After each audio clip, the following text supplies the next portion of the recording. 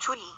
이 프로그램에는 무분별한 스포일러가 포함되어 있으므로 청취에 주의하시기 바랍니다.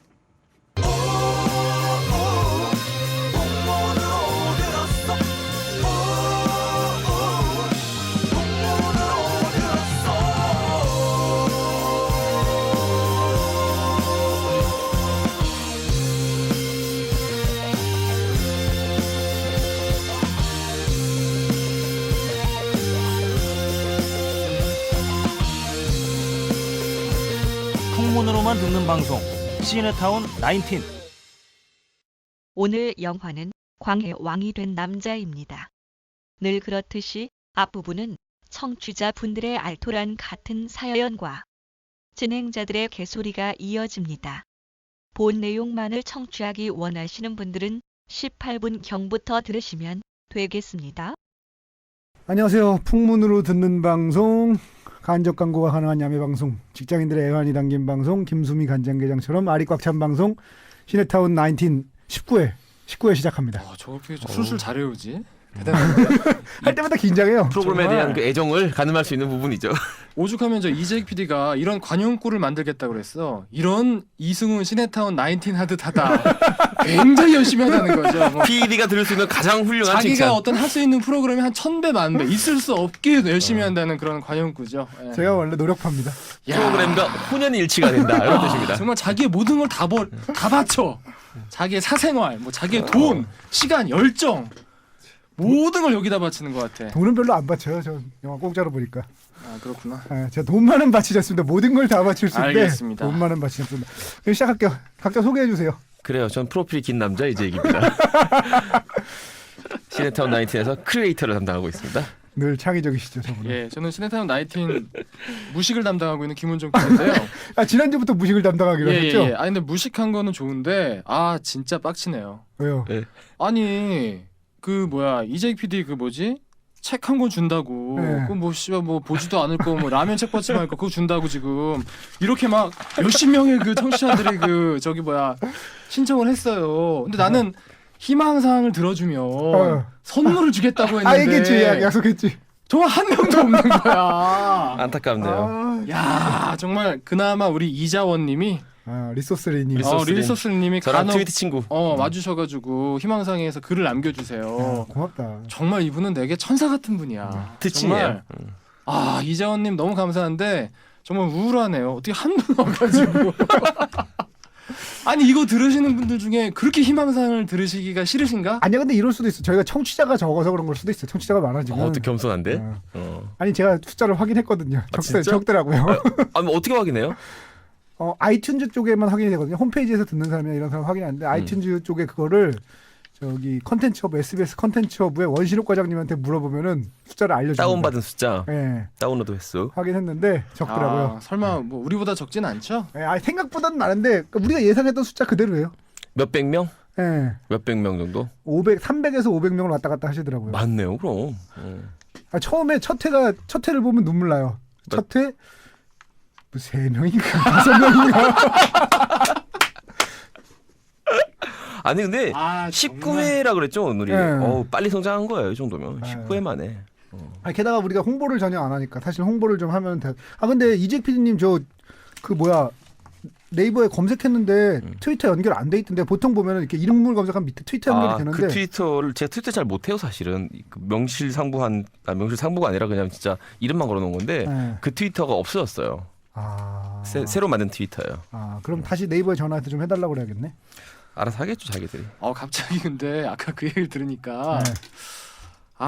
이래서 희망사항 몇 명 안 오는구나 뭐 이런 생각도 들긴 하는데 희망사항이 과연 몇 명일까 하는 생각이 지금 갑자기 알아보지 마세요. 굳이 나의 50에 친자 확인하는 거 그렇게 이렇게 그냥 내 아버지다 생각하고 사는 게 낫죠. 제 생각엔 이렇습니다. 어제 굳이 확인하려고 하지 마세요. 적확한 비유야. 우리 아버지다 생각하고 사면 되는 거. 그리고 사실 희망사항 같은 프로는 선곡으로 승부하는 프로예요. 김은종 PD님이 굉장히 선곡으로 승부하는. 아니 더 이상 얘기하지 맙시다. 그렇게까지 얘기해 주는 것은 비참해. 아니 지금 막 선곡 좋다는 얘기 하려고 그런 거 아니야 지금. 제 의도는 비참하게 만들고 싶었어요. 비참해. 이 사람 참 나쁜 사람일세. 비참해. 메일 소개해 주시죠. 메일 소개. 비참해. 아이고 매일 소개할 기운이 없어. 지금. 그럼 아이튠즈 리뷰부터 소개합시다. 그래. 오늘 하나밖에 없어요 아이튠즈 리뷰. 네, 이거 좋다님. 아프신 건 아니죠? 매주 목요일 오전을 기다리는 사람입니다. 초반에 읽으면 천천히 또박또박 읽어요. 끝날 때쯤 읽으면 무슨 말 하는지 나도 몰라. 지난주에 진짜 무성의하더라고요. 현재 시간 11시 55분. 아직도 업데이트가 안 돼 있네요. 혹시 전날의 과음으로 찜질방이라도 가신 건 아닌지 걱정이네요. 파이팅 하시고 어서 올려주세요. 네. 제가 이거 보고 편집하기 시작했어요. 이때까지 편집을 안 했거든. 11시 55분에. 네. 그래서 이거를 보고 이 편집을 진짜 해야겠구나. 잠깐만 전날 감한 거 맞잖아. 아니에요. 지금 그때 막 술이 떡이 된 날 아니에요 이날? 아니요, 제가 목요일에 술 먹었어요. 그 좋은 음식. 목요일 날. 목요일에 술 먹고. 아우 금요일 날 정말 지나가는데 어찌나 무슨 바가 하나 지나가는 것 같아 그냥. 이동형 바라고 하죠. 새마을 식당이 통째로 지나가는 듯한 느낌이야. 야. 매일 조은영 좀 PD 자기 소개 했구나. 내가 했잖아. 안 했네. 내가 무식을 안 했네. 담당한다고. 저는 탁성을 담당하는 이승훈 PD입니다. 탁성 너무 좋아해. 사람들 왜 이렇게 좋아하지 탁성?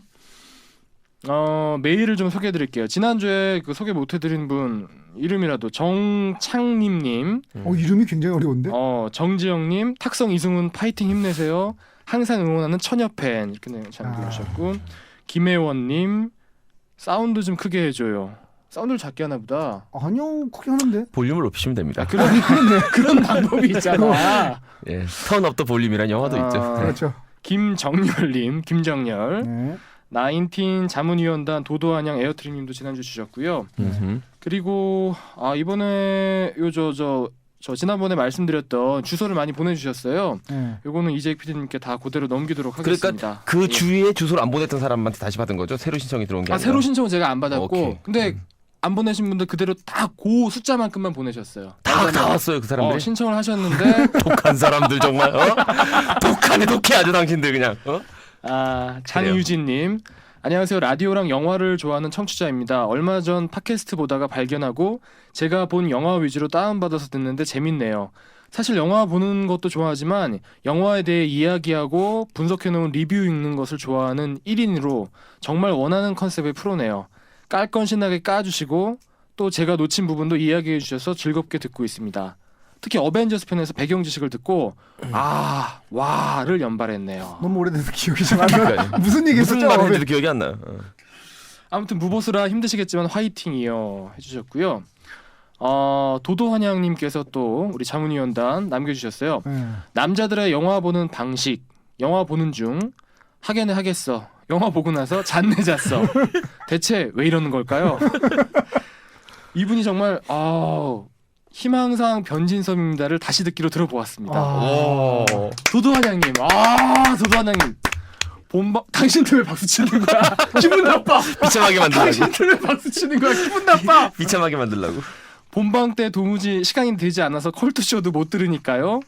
오늘 선곡 좋았어라는 평을 듣는 방송이라고 하셨죠? 다시 듣기에는 음악이 잘려나오잖아요. 제가 아까 그 얘기를 하고 싶었어요. 제가. 머리야.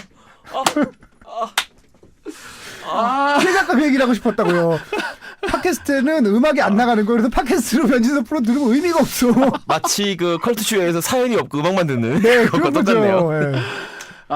역시 다시 듣기로는 컬투쇼가 갑. 희망사항 변진섭입니다는 노래를 들어야 하기 때문에 본방으로 듣는 게 더 좋겠어요. 하지만 여기는 러브 FM이 나오지 않는 지방. 고릴라는 왜 있는 걸까요? 고릴라로 들으시면 됩니다. 핸드폰 어플 고릴라도 있고요. 컴퓨터 어플 고릴라도 있고요. 정말 안타깝네. 어쨌든 도도한 형님 진심으로 머리 숙여 감사드립니다. 정말 이렇게 감사할 수가. 그러니까 그 리소스리님하고 두 분이 친구잖아요. 그 두 분이서 그런가? 다 들으시는 거네. 네. 정말 훌륭한 친구분들이야. 문카루소 문영선님. 그때 음대. 본명이 문영선님인데 크리에이터의 길을 알려주신 우라카의 이재익 PD 형님. 웃을 때 탁성이 더욱 섹시한 네이버 이승훈 PD 형님. 감사합니다. 이제는 호기심으로 들어보게 되는 희망사항 변진섭. 거의 지금 위치가 아메리카 뚜껑 위치예요. 지금 희망사항은. 아니 연락 늘어났네. 지금 3명이나 늘어난 거 아니야.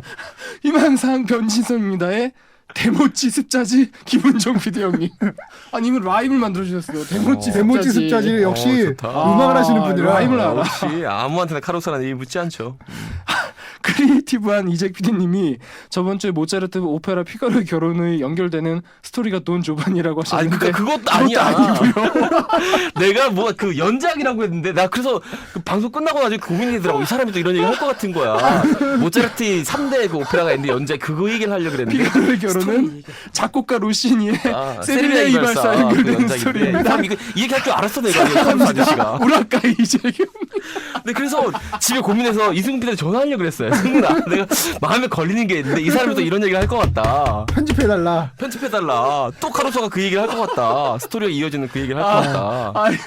아유, 네. 아니 저는 그렇게 생각해요. 창의적 해석을 하셨다고 크리에이티브하게 만들어냈잖아. 그 모차르트의 그 이렇게 3대 오페라라고 불리는 그런 작품이죠. 돈 3대 조반니. 오페라 뭐야? 마적 뭐 이런 게. 아니 돈 조반니랑 피가로의 결혼하고 하나가 제목이 마적 아니에요? 아니에요. 마적도 그 저기 모차르트 작품인 건 맞아요. 마적은 완전 다른 느낌이죠. 그 오페라들하고 완전 다른. 여러분 이것도 정말 지금은 징슈필이라고 그 모차르트 오페라 중에 좀 특이한 작품이에요.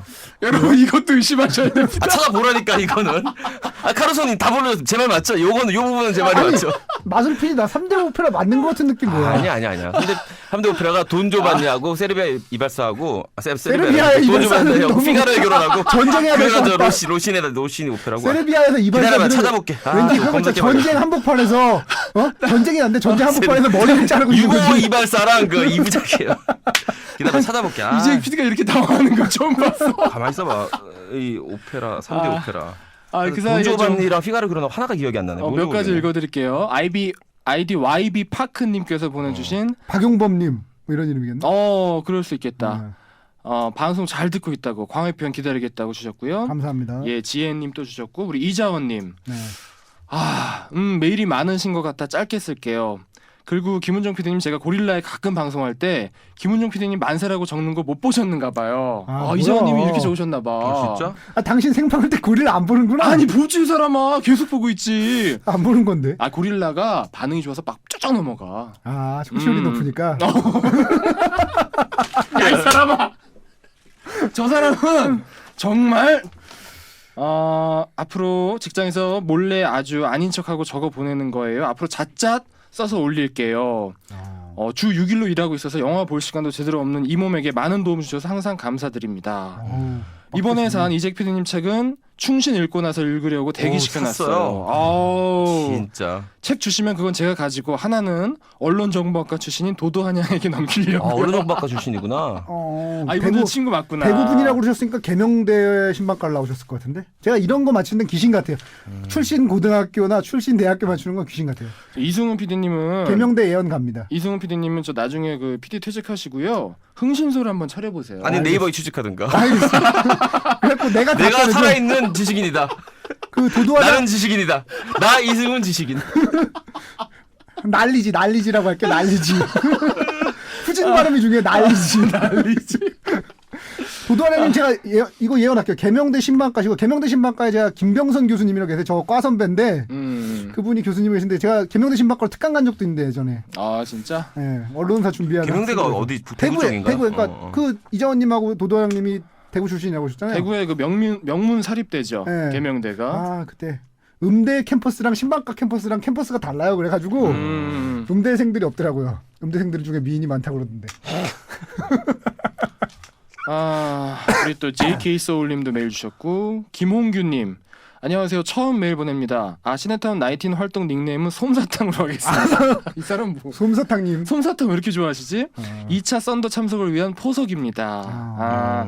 지난주 목요일에 방송 듣다 옳다구나 메일을 보내야지 하다가 어느덧 일주일이 지났네요. 점심 먹다가 더 늦으면 안 되겠다 싶어 메일을 보냅니다. 물론 메일을 보내는 목적은 나 이제 크리에이터를 받기 위해서입니다.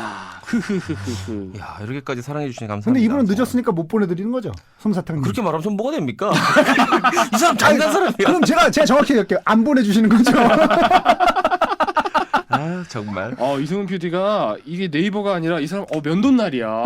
굉장히 잔인하고 정확해. 네, 그렇게 자, 살려고요. 우리 최지웅님, 우리 가산의 빌 게이츠. 네. 기대를 전혀 안 하고 봤더니 기쁨은 2배가 되었지만 매너 없는 뒷좌석 노부부의 앞발차기와 적반하장으로 2시간째 분을 사귀는 중입니다. 무슨 영화를 보셨길래? 광해. 아, 광해. 뒤에서 막 저기 하셨나 봐. 영화는 무척 마음에 들었습니다. 인상 깊었던 장면이 있다면 영화 초반 화가 난 광해와 호흡을 함께하던 숨찬 화면. 이렇게 진정 영화로 표현할 수 있으면 맛일 텐데 이웃사람에는 그런 게 없었죠. 이병헌 연기도 좋았는데 중간에 잠깐 달콤한 인생 생각도 나더라고요. 혹시 오마주? 물음표 주셨고 영화 마지막에 중전이 쓰게치며 뒤집어쓰고 나타나지 않아 다행이었고 아쉬운 점이 있다면 중전의 붉은 점이 조금 아쉽다는 그리고 불을 껐으면 남자 가슴까지 까기 전에 에휴 이렇게 보내주셨어요. 이분이 아니 이 성실의 아이콘 최지웅님이 이분이 변하셨네. 내가 볼 때 우리가 성실의 아이콘 하니까 자기 이미지가 지루한 이미지로 고착화되는 것을 방지하기 위해 이런 변하셨어. 그런 것 같습니다. 자, 김태승님. 과연 수많은 메일 중에 선택이 되어 20분가량 시간 안에 나올 수 있을까요? 나오셨습니다. 영화와 관련된 것을 찾다가 우연히 발견하게 되어서 현재는 완전히 목요일만을 기다리고 있습니다. 감사합니다. 재밌게 본 영화를 쉴드를 해주실 때 좋아하면서 동의하면서 들었고 배트맨, 어벤져스 그리고 가끔 욕하고 싶은 영화인데 남들은 다 좋다고 하던데 여기서 많은 좀 험담을 해주는 그런 맛에 또 듣고요. 본 영화에 대해 새 PD님들은 어떻게 생각하는지 궁금해하면서 듣게 됩니다. 어감이 좋아 19이 없어서는 안 될 19이 되어가고 있는 시네타운 19 앞으로도 기대하겠습니다. 감사합니다. 예. 그래 찾아보니까 어때요? 뭐예요? 코지판 투테라는 작품입니다. 코지판 투테 작품이 있어요. 코지판 투테? 못 들어봤어? 그러니까 뭐냐면 모차르트가 굉장히 유명한 작곡가잖아요. 네. 근데 오페라는 우리가 오페라를 듣는다고 말하지 않잖아요. 본다 그러잖아요. 연극이란 말이에요. 일종의. 그렇기 때문에 대본가가 따로 있어야 돼요. 물론 대본을 같이 쓴 사람도 있는데 그때 되게 유명한 대본가 중에 다폰테인가 하는 사람이 있었어요. 그 사람이랑 결합해가지고 쓴 세 가지 오페라가 있는데 그게 이제 그러니까 피가로의 결혼, 돈조반니, 코지판 투테 3개입니다. 근데 가장 유명한 세 작품은 마저기 들어가요. 그래요? 네, 왜냐하면 그 유명한 아리아가 또 유명하니까 그 지옥의 분노에서 많이 불타오르고 작품이잖아요. 되게 잘한다. 오페라를 좋아해서 그래요. 저는 오페라 뮤지컬이랑 완전 깡통이거든요. 그러니까 모차르트 3대 오페라 하면 그 돈조반니랑 피가로의 결혼하고 마저기라고 꼽을 수 있어요. 근데 아까 말한 다폰테와 모차르트가 결합해서 내놓은 다폰테 3부작 시리즈라고 하면 이제 그 피가로의 결혼, 돈조반니, 코지판 투테까지 하는 거죠. 이렇게 세 작품. 다음 주 문카로스님의 메일을 기대해주세요. 진짜 이게 틀리다면 나는 그건 나야. 이게 틀리다면 나는 크리에이터야. 창의적인 거지 뭐. 그럼. 그리고 스토리 이어지는 건 이제 그거죠. 아까 말한 것처럼 세빌리아의 이발사와 이제 이어지는 거죠. 피가로의 결혼. 스토리가 이어지는 거죠. 그렇게 정리하도록 하겠습니다. 오케이. 아 참. 전문가들이 많으니까 이제 무슨 말을 하기가 어려워. 그리고 느낀 건데 그 이제 제가 숫자를 봤잖아. 다운로드 숫자. 우리는 그 듣는 청취자 대비 이 리액션이 오는 게 굉장히 높은 거예요. 그렇죠. 300명인데 왜 이리 수십 개씩 오니까. 되게 감사드려요, 진짜. 이렇게 가야 돼. 그리고 오늘 또 나는 그 광해 영화를 보면서 계속 그 생각을 했어요. 오늘 또 우리가 어떻게 필연적으로 우리가 또 그 광해군과 또 호규를 둘러싼 조선 시대 이제 정사도 얘기를 해야 되는데 또 역사 전문가들이 있을 수 있단 말이죠. 우리들이 무식하면 낱낱이 까발려지지 않을까 하는 또 그런 두려움이 다음 주에 들었어요. 또 역사 전공 메일 올 수 있습니다. 그러니까요. 역사 전공자가 없기를 기대하면서 오늘 방송을 시작하도록 하겠습니다. 오늘 영화 광해입니다. 광해. 안녕하세요. 도둑들의 영화감독 최동훈입니다. 지금 여러분은 풍문으로 듣는 방송 시네타운 19과 함께하고 계십니다. 어떻게 보셨어요? 줄거리 소개부터 해야지. 줄거리 간단합니다. 그 우리가 잘 아는 그 임금 광해군이 잘 알아요? 아니 사귀었어? 아니 잠깐 만났어요. 갔어? 안 잤어. 형 싫어하는 거 알잖아. 그렇구나. 그 광해군이 그 친구가 굉장히 그 신변에 친구는 아니죠. 형이죠, 형. 그 형이 광해 형이 그 형이 저 신변에 불안을 느끼게 됩니다. 자기를 역모하려는 세력들이 궁안에 있음을 알고 신변에 위협을 느끼다가 그러다 마침 갑자기 그 대마초로 의심되는 거기 나오죠. 대마초라고 마지막에 발견돼요. 대마초죠. 대마초. 양귀비라고 얘기하는데. 대마초를 조금씩 흡입하게 되면서 정신을 잃고 쓰러져서 자기 대역을 하게 된 사람이 필요한 거죠. 그래서 그 기생방에서 흔히 말하는 기생집에서 이제 막 춤추고 놀아주는 광대놈 하나가 자기 왕을 흉내내는 놈이 이제 있어서 그 놈이 이제 왕노릇을 하는 겁니다. 보름간. 그때 그 보름 정도가 이제 영화의 그 절반 이상을 차지하는 이야기고요. 그리고 보름이 지나고 이제 광해가 정말로 자기를 이제 역모를 일으키는 세력들을 처단하기 위해 다시 돌아오면서 이 사람은 자연스럽게 궁에서 나가게 됩니다. 그 사이 이제 그 뭐 그게 다 보름 만에 벌어진 일 아니야? 맞아요. 나가는 거기까지 나가는 것까지 전부 보름이에요. 다 합쳐서. 그 사이에 이제 그 중정과의 야릇한 로맨스 그리고 또 다른 국민들 국민이라고 하면 이제 그 내시들 내관과 이제 그 상궁들을 뭐 내인 다 합친 걸 국민이라고 하죠. 국민들과의 또 어떤 우정이라고 해야겠죠. 우정 그리고 또 거기 이제 허균 조승지로 나오는 허균과의 또 어떤 그건 뭐라고 표현해? 우정이 아니라 그건 뭐 임금과 신하와의 또 묘한 관계. 군신유의 뭐 하여튼 사군이충? 표현하기 좀 저 사람 정말 사람 정말 임전무태인데 뭐 그런 것들이 잘 녹아 있는 영화입니다. 네. 임신부 앞에서는 침을 뱉지 마라 임전무태 이런 80년대 유머가 있었죠. 야, 그러니까 한마디로 말하자면 광해군 그 조선왕조 실록 가운데 광해군 일기에 15페이지가 말하자면 15일치가 말하자면 네, 쥐도새도 삭제돼 모르게 있죠. 삭제가 돼 있습니다. 쥐도새도 모르게 아니에요. 노골적으로 거기 나와 있어요. 그 광해군이 뭐라고 지시를 했냐면 숨겨야 할 일들은 기록에 남기지 말라. 그렇지. 라는 걸 마지막으로 15일 동안 삭제가 된 거죠. 그래서 말하자면 삭제를 한 그것에 말하자면 어떤 일이 일어났을까라는 그 추측에서 이 이야기가 시작이 되는 거죠. 어떻게 보셨어요? 전 되게 재밌게 봤어요. 저는 굉장히 재밌어요. 저 이런 영화 좋아해요. 이 정서가 또 사람들이 좀 뻔한 정서지만 울고 울리는 정서가 있는 영화들 좋아해요. 임종 PD님 어떻게 보셨어요? 저는 그러니까 한편으로는 실망하고 한편으로는 되게 잘 봤는데 일단은 기본적으로 팩션 영화로서는 실망을 많이 했는데 전 오히려 코미디로서 굉장히 잘 봤어요. 그러니까 말하자면 이 추창민이라는 감독이 마파도라는 작품에서도 코미디를 굉장히 잘 보여준 작품이었거든요. 근데 저는 이 사람이 이렇게 팩션이라는 엉뚱한 장르에서도 이렇게까지 코미디를 잘 살릴까 싶었는데 코미디를 너무 잘 살린 거야. 저는 처음에 그 이병헌이 이제 대역으로 해가지고 얼굴에 씌운 다음에 나가면서 슬랩스틱 2번 있잖아요. 문지붕에 꽝 부딪히고 저는 그때만 해도 이게 굉장히 무거운 팩션 역사 서사극이니까 그냥 코믹 릴리프 정도로 끼워 넣는가 보다라고 생각을 했어요. 굉장히 재밌게 잘 넣네 슬랩스틱을. 근데 나중에 알고 보니까 계속 나오는 거야. 분량으로 따지나 뭐로 따지나 나오죠. 비극에 있는 코믹 릴리프가 아니라 나는 이건 코미디로 봐도 재밌을 정도로 굉장히 코미디가 잘 빠져나왔어요. 근데 문제는 뭐냐면은 훌륭한 코미디인 거는 인정을 하겠는데 팩션이라는 그 장르 자체가 코믹하고 맞지는 않는 장르예요. 그러니까 어떻게 보면 신선하다고 할 수 있는데 어떻게 보면 정석적으로 봤을 때는 맞지 않는 옷이 아니었나. 그래서 좀 코미디로서는 재밌게 봤지만 팩션으로서는 약간 실망한. 그리고 후반부로 갈수록 긴장감이 너무 처지는데 제일 안타까웠던 게 저는 한효주와 김인권이었어요. 그러니까 내시, 그 장광, 그다음에 그 심은경, 김이나인, 그다음에 뭐 당연한 중심을 잡아주는 유승용, 허균과의 관계에 있어서의 어떤 흐름은 긴장감도 있고 재미도 있고 굉장히 알차면서 밀도가 있었는데 김인권하고 한효주 관계된 에피소드와 그 흐름들은 너무나 밀도가 떨어지는 거죠. 말하자면 억지 구성. 그러니까 왜 갑자기 저렇게 김인권이 말하자면은 자기 목숨을 버리면서까지 살리려 했냐라는 그런 것들이 중간에 감정이 점프가 빵빵 돼 있어요. 그러니까 초반에는 중반까지는 굉장히 재밌게 봤는데 중반 이후부터는 저는 좀 많이 실망했어요. 김인권은 죽었다고 봐야 되나? 안 죽었다고 봐야 되나요? 그건 죽었죠? 죽은 건가요? 죽었죠. 김인권 씨 같은 경우에 이런 얘기가 있어요. 그 뭐냐면 원래 우리 회사 아나운서죠. 축구 캐스터인 배성재 아나운서의 형이 배성우라고 김봉남 살인 사건 나오고 뭐 이런 배우세요. 그 김봉남 살인 사건에서 그 동생 역할로서 계속 그 대마초 같은 그런 어떤 풀을 씹으면서 말하자면 자기 그 형수를 강간하고 이런 역할이 있어요. 그래갖고 연기 굉장히 잘하신 분이야. 김민기 사단이라고 저 대학로에서 그렇죠. 학전 1호선 그거 거기서 그 출신 중에 유일하게 그러니까 김민기가 이제 총애하는 배우들이 쭉 있었어요. 황정민, 설경구 뭐 쭉 있는데. 유일하게 안 된 배우예요.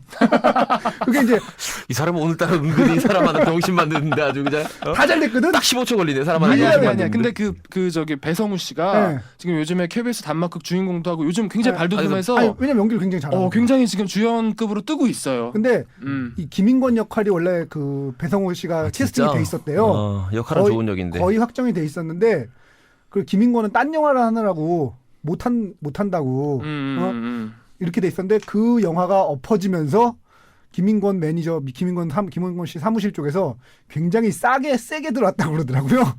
그래가지고 밀렸는데 나중에 그 영화가 부활해서 김인권 씨는 그 영화도 하고 이 영화도 하는 김인권 씨도 연기를 참 잘하는데. 연기 잘하죠. 아 연기를 잘하는 사람인데 네. 이 여기서는 시나리오가 안 받쳐주니까 네. 되게 뜬금없는 무사가 돼버렸어요. 말하자면. 충분하지 않죠 이유가. 어. 이유를 보여주려고 하는 장면들이 그러니까 김이나인 있잖아요. 같은 있는데. 경우에는 굉장히 서로 간에 죽어가는 감정이 막 쌓이잖아요. 켜켜이 난 그게 쌓이다가 너무 좋더라고. 그 빵 감정이. 터지잖아요. 그 감정이 근데 되게 좋았어요. 이 무사나 한효주 중전하고는 그게 그러니까 거기까지 말하자면은 시간 배분이 안 돼서 그랬는지 모르겠지만 충분히 감정을 안 쌓았어요.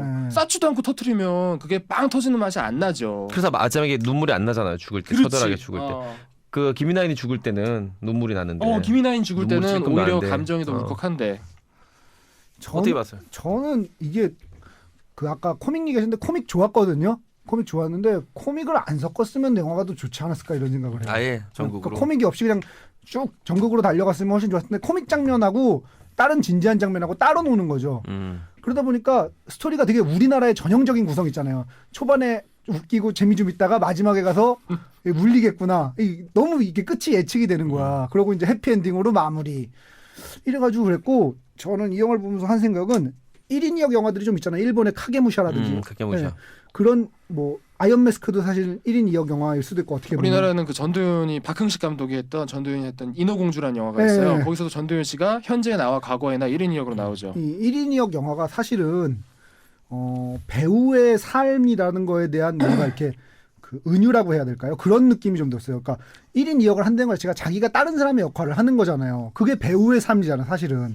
그래서 왠지 1인 2역을 하는 이거 자체는 이 배우의 생활을 들여다보는 이런 장치로서 기능을 하는 게 아닐까 이런 생각이 들었고요. 마지막으로 이거는 사실은 풍자극이에요. 이거 이제 사건을 하나하나 이제 짚어드리면 대동법 얘기하잖아요. 그 사건, 그리고 중전을 패비하는 사건, 그리고 명나라 파병하는 사건, 이런 것들이 사실은 최근 한 10년간 우리 현대사의 흐름하고 있었던 사건하고 되게 겹쳐 보인다는 거죠. 명나라 파병이 특히 그렇죠. 사실은 대동법도 마찬가지예요. 대동법도 이제 그 사건들하고 겹치고 중전 패비 사건도 그렇습니다. 그래서 저는 그 말이 나올 줄 알았어요. 부끄러운지 알라고. 그 말 나오겠구나 싶더라고요. 예. 중전 패비 사건은 어떻게 없죠? 나머지 두 개는 알겠는데. 중전 패비 사건은 뭐냐면요. 그 선거를 앞두고 이제 그 말하자면 후보의 부인이 아버지가 예전에 저 공산당이었다 이런 식으로 이제 몰아갔거든요. 그랬더니 그 후보가 했던 말이 그러면 내가 내 마누라를 버려야 되냐고, 내 조강지처를 버려야 되냐, 버려야지 옳으냐, 장인어른이 그랬다는 이유로. 근데 여기서는 똑같이 얘기를 해요. 내가 그럼 조강지처를 버려야겠냐고 이런 발언을 하거든요. 그래서 어쨌든 그런 것들이 볼 때 마지막까지 이게 풍자극으로서 사실은 현실을 풍자하는 그게 아니었나 그런 생각이 들더라고요. 그런 기능은 되게 강했어요. 의외로. 게다가 지금 이제 우리가 12월에 선거도 앞두고 있는데 그거에 대한 뭔가 원래 대선 앞두고 이런 영화들이 많이 나와요. 그래서 책도 많이 나오고. 풍자극이 아니었나 드라마 그런 생각이 같이. 들더라고요. 근데 또 하나는 얼마 전에 우리가 후궁을 봤잖아요. 네. 그거에 비하면 너무 나은 작품이기 때문에 비교도 안 되죠, 비교도 그거는. 안 되게. 그러니까 그건 사실 이렇게 평하기가 좀 애매한 네. 평가의 대상이 되게 너무 네. 그 기준에 미달하는 작품이었는데 네. 이건 그 정도는 아니었어요. 이거는 괜찮은 평가 영화예요. 받을 만한 영화예요. 좀 좋다 나쁘다 얘기할 만한. 구태연하긴 한데 스토리가 구태연하긴 한데 그래도 너무 영화의 틀을 기성이- 제대로 갖춘 네. 후궁보다 이거 보니까 카메라 워크도 구태연하긴 하지만 초반에 굉장히 잘 찍었습니다. 네. 뭐 말하자면은 카메라를 한 15도 정도 기울여서 찍는 그런 네. 사각의 앵글이라든지 네. 아니면은 뭐 굉장히 그 타이트하게 그 발 같은 것들을 네. 이렇게 지나가는 그 나인들의 발 네. 같은 것들을 초점이 나갔다 들어갔다 하면서 네. 굉장히 타이트하게 일부러 찍는다든지 네. 그런 것들은 클리셰긴 한데 네. 그래도 잘 찍긴 했어요. 네. 야 지난주 데모지에서 계속 카메라를 빙글파우던데요. 아, 그러나 문제는 습자지라는 거. 데모지에서 깊지 않아요. 네. 깊지 않아요. 이런 알자질 같은 놈 계속 숫자질 얘기하고 개 알자질이라야. 개, 소, 말, 번데기. 에이 이 알 꽉 찬 방송아. 그 추창민 감독은 필모그래피 놓고 보면 저는 그런 생각 못했는데 흥행 감독이에요. 마파도 말고 그러니까요. 뭐가 있죠? 마파도 말고 그대를 사랑합니다. 강풀 영화 중에 이전에 유일하게 유일하게 히트 유일하게. 쳤던 이웃 사람 이전에 최초의 어, 히트작 말하자면 흥행 감독이세요? 그러니까요. 저는 이름도 사실은 낯설었거든요. 추창민 감독이 누구지 이랬는데. 어쨌든 이것저것 합치면 500만 좀 되는. 예. 이거 잘 되지 않을까? 이거 500만 더 될 것 같은데. 500까지 가면 대박이죠. 500까지 모르겠다. 근데 이거 관련해서 저 그 스크린 독점 문제 얘기를 좀 짚고 가야 되지 않나. 어떻게 생각하세요? 스크린 독점 문제에 대해서? 이게 지금 같은 그 배급사 구도에서는 네. 일어날 수밖에 없는 일이에요. 이거는 지금처럼 예전에는 사실 이제 CJ랑 쇼박이 비슷하게 지금 CJ 쪽으로 많이 넘어왔는데 쇼박이 많이 찌그러져 있다가 지금 다시 요즘 좀 살아나는 분위기인데 네. 한참 동안 CJ 거의 독주였죠. 네. 근데 우리 영화의 한참 부흥기였던 네. 부흥기란 말은 좀 이상하고 거품도 좀 껴 있었지만 어쨌든 굉장히 양쪽으로 팽창해 있었던 2000년대 초반부터 2005년 6년까지만 해도 정말 CJ 쇼박 2개 빼고 나면 관이 없어요. 거기서 배급하는 것도 빼면. 그쵸. 근데 거기서 이제 말하자면 기대작이 나온다. 예를 들면 괴물, 네. 뭐 트랜스포터 이런 거, 트랜스포머 이런 거 나온다. 당연히 다 잡죠. 사활이 걸린 문제인데 싹 그러니까 만약 이제 배급사가 지금 롯데가 있긴 하지만 뭐 롯데가 요즘 좀 잘 되긴 해도 CJ랑 비교하면 택도 없죠. 택도 없죠. 그런 회사들이 서너 개 더 있다면 네. 훨씬 줄어들 수 있죠. 하려고 해도 못 하니까. 그럼 문제의 원인은 뭘까요? 제가 생각하는 문제의 원인은 뭐 문제의 원인이 한두 가지는 아니겠죠. 네. 이 문제가 발생하는 데 있어서 뭐 원인이 여러 가지가 있겠지만 저는 가장 큰 원인 중에 하나가 뭐냐면 네. 우리나라의 제작사의 붕괴입니다. 그러니까 뭐냐면 그렇죠. 우리나라는 예를 들어서 봉준호 같은 네. 걸작 감독은 차승재라는 유명한 걸출한 프로듀서가 있었기 때문에 봉준호가 있는 거지. 네, 그렇죠. 봉준호 혼자 독고다이로는 아무리 천재적이어도 할 수가 없어요. 네. 박찬욱도 마찬가지로 명필님이 있어서 네. JSA라는 블록버스터를 하나 맡아서 잘 만들었기 때문에 자기 작품 세계를 만들었거든요. 그러니까 다시 말하자면은 심재명이나 차승재 같은 명 프로듀서들이 이제는 사라졌다는 거예요. 무슨 얘기냐? 예전에는 극장은 극장이에요. 네. 단성사, 서울극장, 피카드리, 뭐 아카데미 이런 네. 극장들이 있고 제작자는 좀 제작자대로 활약을 합니다. 네. 근데 어느 순간부터 모든 말하자면 극장 네. 뭐 CJ나 이쪽에 잡고 있죠. 네. 아니면 뭐 쇼박스 쪽이나 이런 모든 극장 배급사들이 네. 극장 주들이 배급사를 가지고 있으면서 네. 심지어 제작사까지도 이 배급사 밑에 말하자면 종속돼 있는 네. 형국이에요 지금. 네. 그러니까 말하자면 지금 좋은 감독 시나리오 작가들은 다 그쪽에서 가지고 있습니다. 그러니까 한마디로 유통하는 사람과 네. 우리가 보통 이제 왜 이마트나 이제 홈플러스 가면 이마트 홈플러스 제품들이 있죠. 네. 근데 그 그것만 PB, 있는 거예요. 어. PB 제품이라고 왜 있죠? 자사 브랜드들이 있죠. 이마트 사이다, 이마트 콜라, 이마트 설탕이 있죠. 네. 근데 지금 영화계는 어떻게 돼 있냐면은 근데 이마트 우리가 가면은 다양한 상품들이 있지만 그런 네. 것들이 좀 있는 형국인데 네. 만약에 예를 들자면은 네. 이마트를 갔어요. 네. 이마트 두부, 이마트 사이다, 이마트 참기름, 이마트 설탕 그렇게밖에 지금 없는 형국이에요. 그렇게 되면 결론적으로 좋은 말하자면 상품을 좋은 영화를 만들 수 있는 동기부여가 사라진다는 거죠. 지금 상황에서는 말하자면은 제2의 박찬욱이나 제2의 봉준호가 나올 확률이 거의 이건 제로라고 봐도 돼요. 너무 힘들어요. 지금 상황에서는. 조금 그나마 좀 긍정적인 그런 시그널은 뉴라는 데가 있거든요. 아세요? 뉴? 아, 예, 알아요. 지금 NEW. 지금 치고 올라오는 배급사인데 네. 그런 말하자면 회사들이 여러 개 생기고 또 네. 의식이 있는 그런 아까 지금 얘기한 붕괴되지 않은 네. 시스템을 갖춘 또 붕괴되지 않을 시스템을 갖춘 제작사들이 생기고 훌륭한 PD들이 계속 나오면 사실은 그러니까 미래가 좀 밝아지겠죠. CJ의 독점 군조가 문제라고 봐야죠. CJ가 모든 그러니까 자본력을 앞세워서 그냥 다 먹어버린 거죠. 사실은 음반 시장도 그렇고 지금 뭐 CJ가 모든 곳을 다 장악했다고 봐도 무리가 아니잖아요. 그렇죠. 이제 나 CJ 크리에이터죠. 그 이미경 부회장은 이제 전면으로 나오기로 한 것 같더라고요. 이번에 그 스크롤 박히는데 이름이 크게 처음에 박히더라고요. 근데 CJ가 또 공격적으로 해요. 그러니까 예를 들면 저 같은 경우 이제 책이 나오면 판권을 문의가 이제 오잖아요. 정말 CJ가 제일 빨리 와요. 내일 때마다 와요. 일단 판권 문의는. 그 계약이 되는 경우도 있고 안 되는 경우도 있는데 제가 최근엔 2작품 다 판권 계약이 CJ랑 했어요. 제일 최근자고. 엄청 사들이더라고요. 다 영화를 찍을 건지 모르겠는데 돈도 회사가 크니까 뭐 몇천 그냥.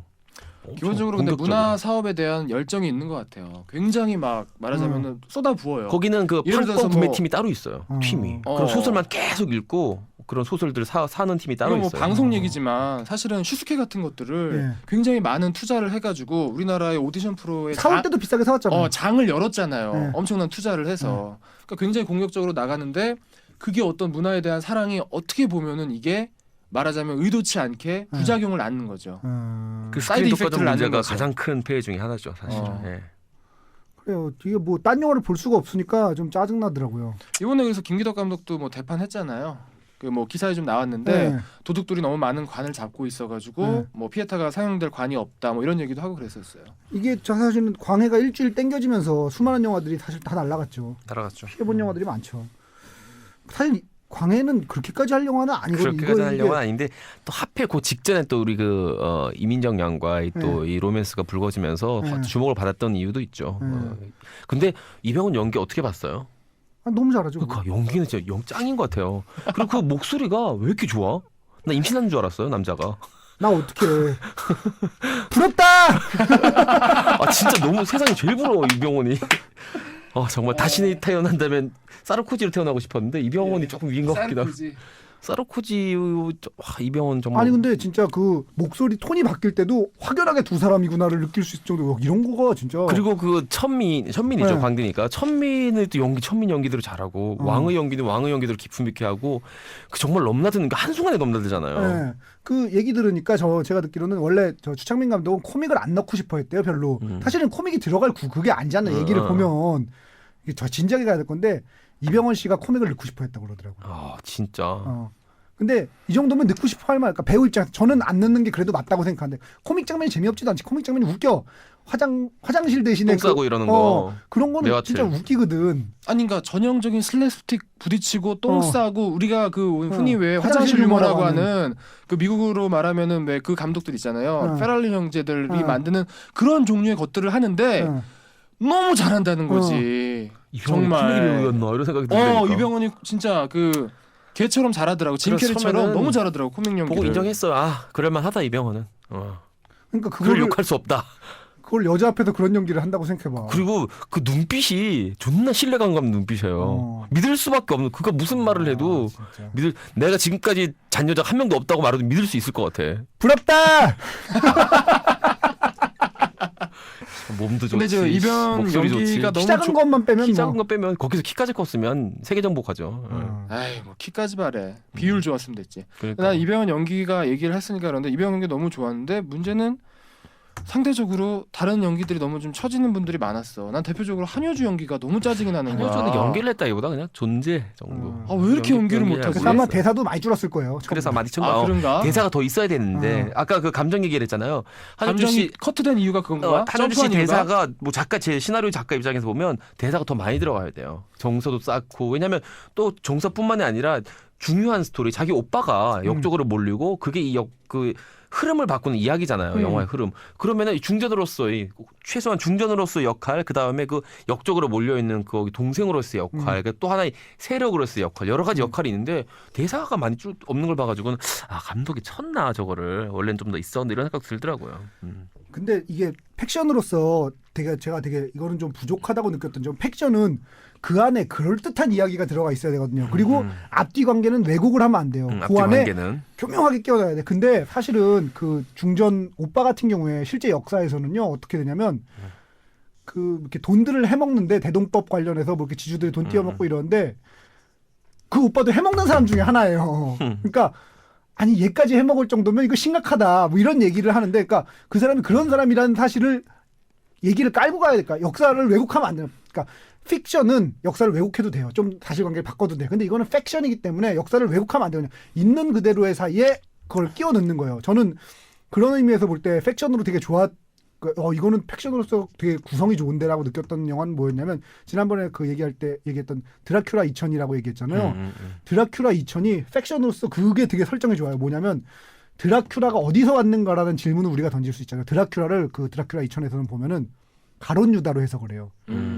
뭐냐면 십자가 무서워하죠. 드라큘라가 은 무서워하죠. 이러잖아요. 은이란 거는 예수를 죽일 때 가론 유다가 받았던 게 은 30개거든요. 은 30개를 받았고 십자가에 예수가 못 박혀 죽으면서, 그러면서 그 과정에서 이제 불사를 얻게 되고, 이렇게 해서 드라큘라 얘기를 마치 가론 유다 얘기처럼 이렇게 끼워 넣는 쫙 아기가 들이맞는, 이게 팩션이 가져야 되는 미덕인데. 당신 교회도 다녀요? 저 옛날 교회 오빠였어요. 두란노 경배와 찬양이라고 옛날에 앞에 나가서 기타 치고 존나 안 어울려요. 하나님이 된 모욕이라고 생각해요. 당신이 안 가본 분야는 어디야 도대체. 이러다가 또 나중에 뭐 팔만대장경 뭐 이런 얘기 나오면 또 침을 튀면서 얘기할 거야 분명히. 제가 불교 쪽은 그렇게 잘 몰라요. 이승훈 PD는 전형적인 그 사이비기 종교의 교주 느낌이에요. 정말. 전 총무해야 됩니다. 교주는 신비한 느낌이 있어요. 제 목소리 갖고는 때려주겠도 목소리가 이병헌 같아야지. 그러니까 목소리가 신뢰가 오늘도 안 가. 영화를 보면서 느낀 게 남자의 목소리가 얼마나 중요한가를 느꼈어요. 맞아, 야, 맞아. 이병헌 목소리 듣는데 저도 영화를 보면서 정말 좌절. 부럽다. 아니 어떻게 그렇게 대사하지? 아니 대사가 나는 우리나라 배우들 보면 연기 잘하시는 분들도 대사 전달력이 되게 중요하잖아요. 아이고. 영화는. 근데 이병헌 씨는 완벽에 가까워요. 대사 전달력이. 발음 하나도 놓치는 법이 없어. 그분은 참 훌륭하신 분이야. 대단해. 하여튼 그 팩션의 미덕이라는 거를 시나리오에서 살리지를 못했어요. 그런 그 미묘한 부분들 하나의 힌트를 가지고 이거를 얘기를 있거나 예를 들면 이거를 15일 동안 역사가 비어서 여기를 팩션을 끼워 넣으려면 앞뒤에 뭔가 변한 상황이 있을 거 아니에요. 숨겨야 될 일이 과연 뭐였을까? 그냥 이거는 그냥 숨겨야 될 일이야. 그리고 그냥 말하자면 무턱대고 집어넣는 느낌이거든요. 아기가 잘 안 맞는데 그러려면 앞에 이런 일이 있었고 뒤에 이런 일이 있었기 때문에 여기에는 이런 일이 있었을 것이다라는 해석이 필요하거든요. 어? 앞에서 이런 일이 있었는데 요거에 대한 얘기가 후속으로 없어. 얘기가 빠져 있어. 그리고 뒤에 갑자기 없어진 사람이 있어요. 역사에서. 영의정이 파면이 됐다든지.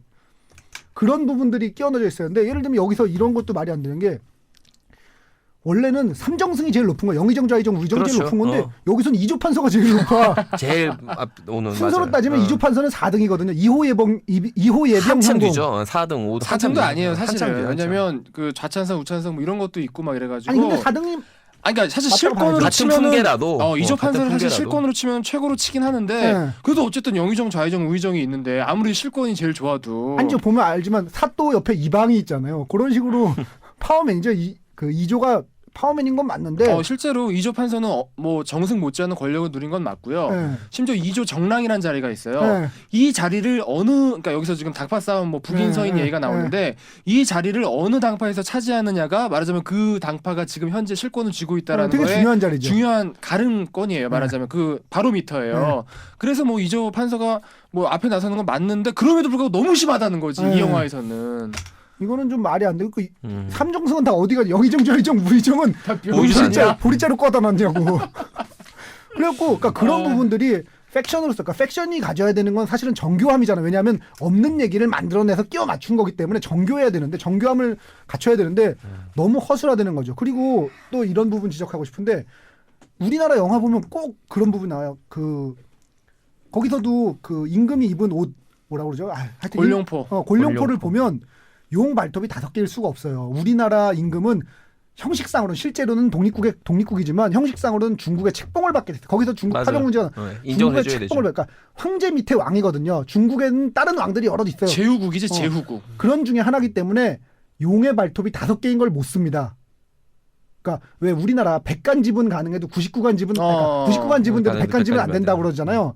그런 식으로 용 발톱 5개를 못 쓰고요. 또 못 쓰는 게 자주색을 못 씁니다. 자주색은 황제의 황제의 색깔이라고 해서. 색이니까. 그래서 그 두 가지가 있는데 그 말고도 여러 가지가 있지만 보면 발톱이 꼭 5개예요. 그 영화도 진짜? 마찬가지예요. 못 봤어. 네, 진짜? 발톱 5개입니다. 예. 발톱이 5개예요. 야. 이게 4개를 써야 되거든요, 발톱을. 그래서 우리나라 임금이 봉황을 마크로 심벌로 쓰는 이유가 용을 잘 안 쓰고 봉황을 심벌로 쓰는 이유가 용은 황제에게 해당이 되는 동물이기 때문에 그래서 고종 황제가 황제를 칭하고 나서는 용 발톱을 5개를 써도 되는 거죠. 그 전까지는 쓰면 안 됩니다. 그러니까 그런 부분들이 하나하나가 되게 정교하지를 못한 거죠. 고증에 좀 문제가 있구나. 예. 그리고 대사들도 너무 다 현대어야. 지랄하고 있네 막 이런 거 나오고 족간데 진짜. 근데 뭐 그런 거 재미로 할 수 있죠. 아니, 그러니까 그런 거 말고도 이제 이게 고풍스러운 느낌이 있고 사극이면 옛날 말을 쓴다는 느낌이 나야 되잖아요. 제가 그래갖고 좀 고민해봐서 어떻게 하면 고풍스러운 느낌이 나게 언어를 쓸 수 있을까. 그거를 말을 뒤집으면 그렇게 약간 고풍스러운 느낌이 나더라고요. 예를 들면 연기를 가지고 기연이 좋군 이라든지 이렇게 말을 뒤집으니까 약간 고풍스러운 느낌이 나는 부분들이 좀 있더라고요. 전 그런 것까지 고민하는 사람입니다. 부럽다! 참. 저는 목소리가 안 되니까 이런 거에 노력을 해야 돼요. 디테일에 강해 정말. 그럼 뭐해? 네이버. 목소리 좋은 사람이 한마디 하면 아니 그러니까 이게 4시간 동안 이빨이 부서져라 털어도 이병헌이 그냥 사랑합니다 한마디 하면 그걸로 끝이야. 진짜. 그러니까 그러니까 배우 중에 목소리가 안 좋은 배우는 별로 없는 것 같아요. 얼굴이 못생긴 사람은 그래도 있어요. 근데 목소리들은 다 좋아. 대사 전달력 때문에 오디오를 되게 중요하게 생각하더라고요. 감독들이나 이런 어떤 캐스팅하는 입장에서는 예. 오디오를 더 중요하게 생각하더라고 비주얼보다.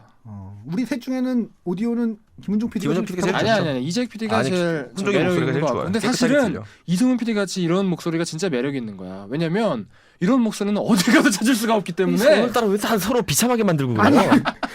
희귀성은 제가 인정하겠어요. 하지만 매력이 있다는 거는 말도 안 되는 소리죠. 아니 여기 매력 있다는 게 메일이 이렇게 오는데 당신이 청취자들 무시하는 거야? 그거는 저를 비참하게 만드는 겁니다. 요즘 똥파리가 보기 어렵다고 해서 똥파리를 키우진 않잖아요. 그렇죠. 그냥 보기 어려운 거지. 참. 저는 저 똥파리인가요? 양준 감독님 사랑합니다. 이씨. 근데 저는 그리고 저 이 얘기도 또 하고 싶어요. 사실은 이것도 사실은 어떻게 보면 영화적 허용이라고 하기엔 좀 허술한 건데 예를 들면 카게무샤 같은 경우에는 1인 2역이 가능해요. 왜냐하면 갑옷을 쓰고 투구를 쓰고 이러기 때문에 이 사람이 그 사람이 체형 비슷하고 대강 눈빛 비슷하면은 1인 2역으로 속을 수 있거든요. 근데 여기서 좀 억지죠. 예. 쌍둥이가 아닌 이상 이건 중전까지 한다는 것은 이거는 속일 수가 없거든요. 사실은 설정 자체가 과했다. 네. 사실은 일란성 쌍둥이도 가까운 사람이 보면 따가는데 와이프들 알겠죠. 그건 이제 처음부터 깔고 넘어가는 거라.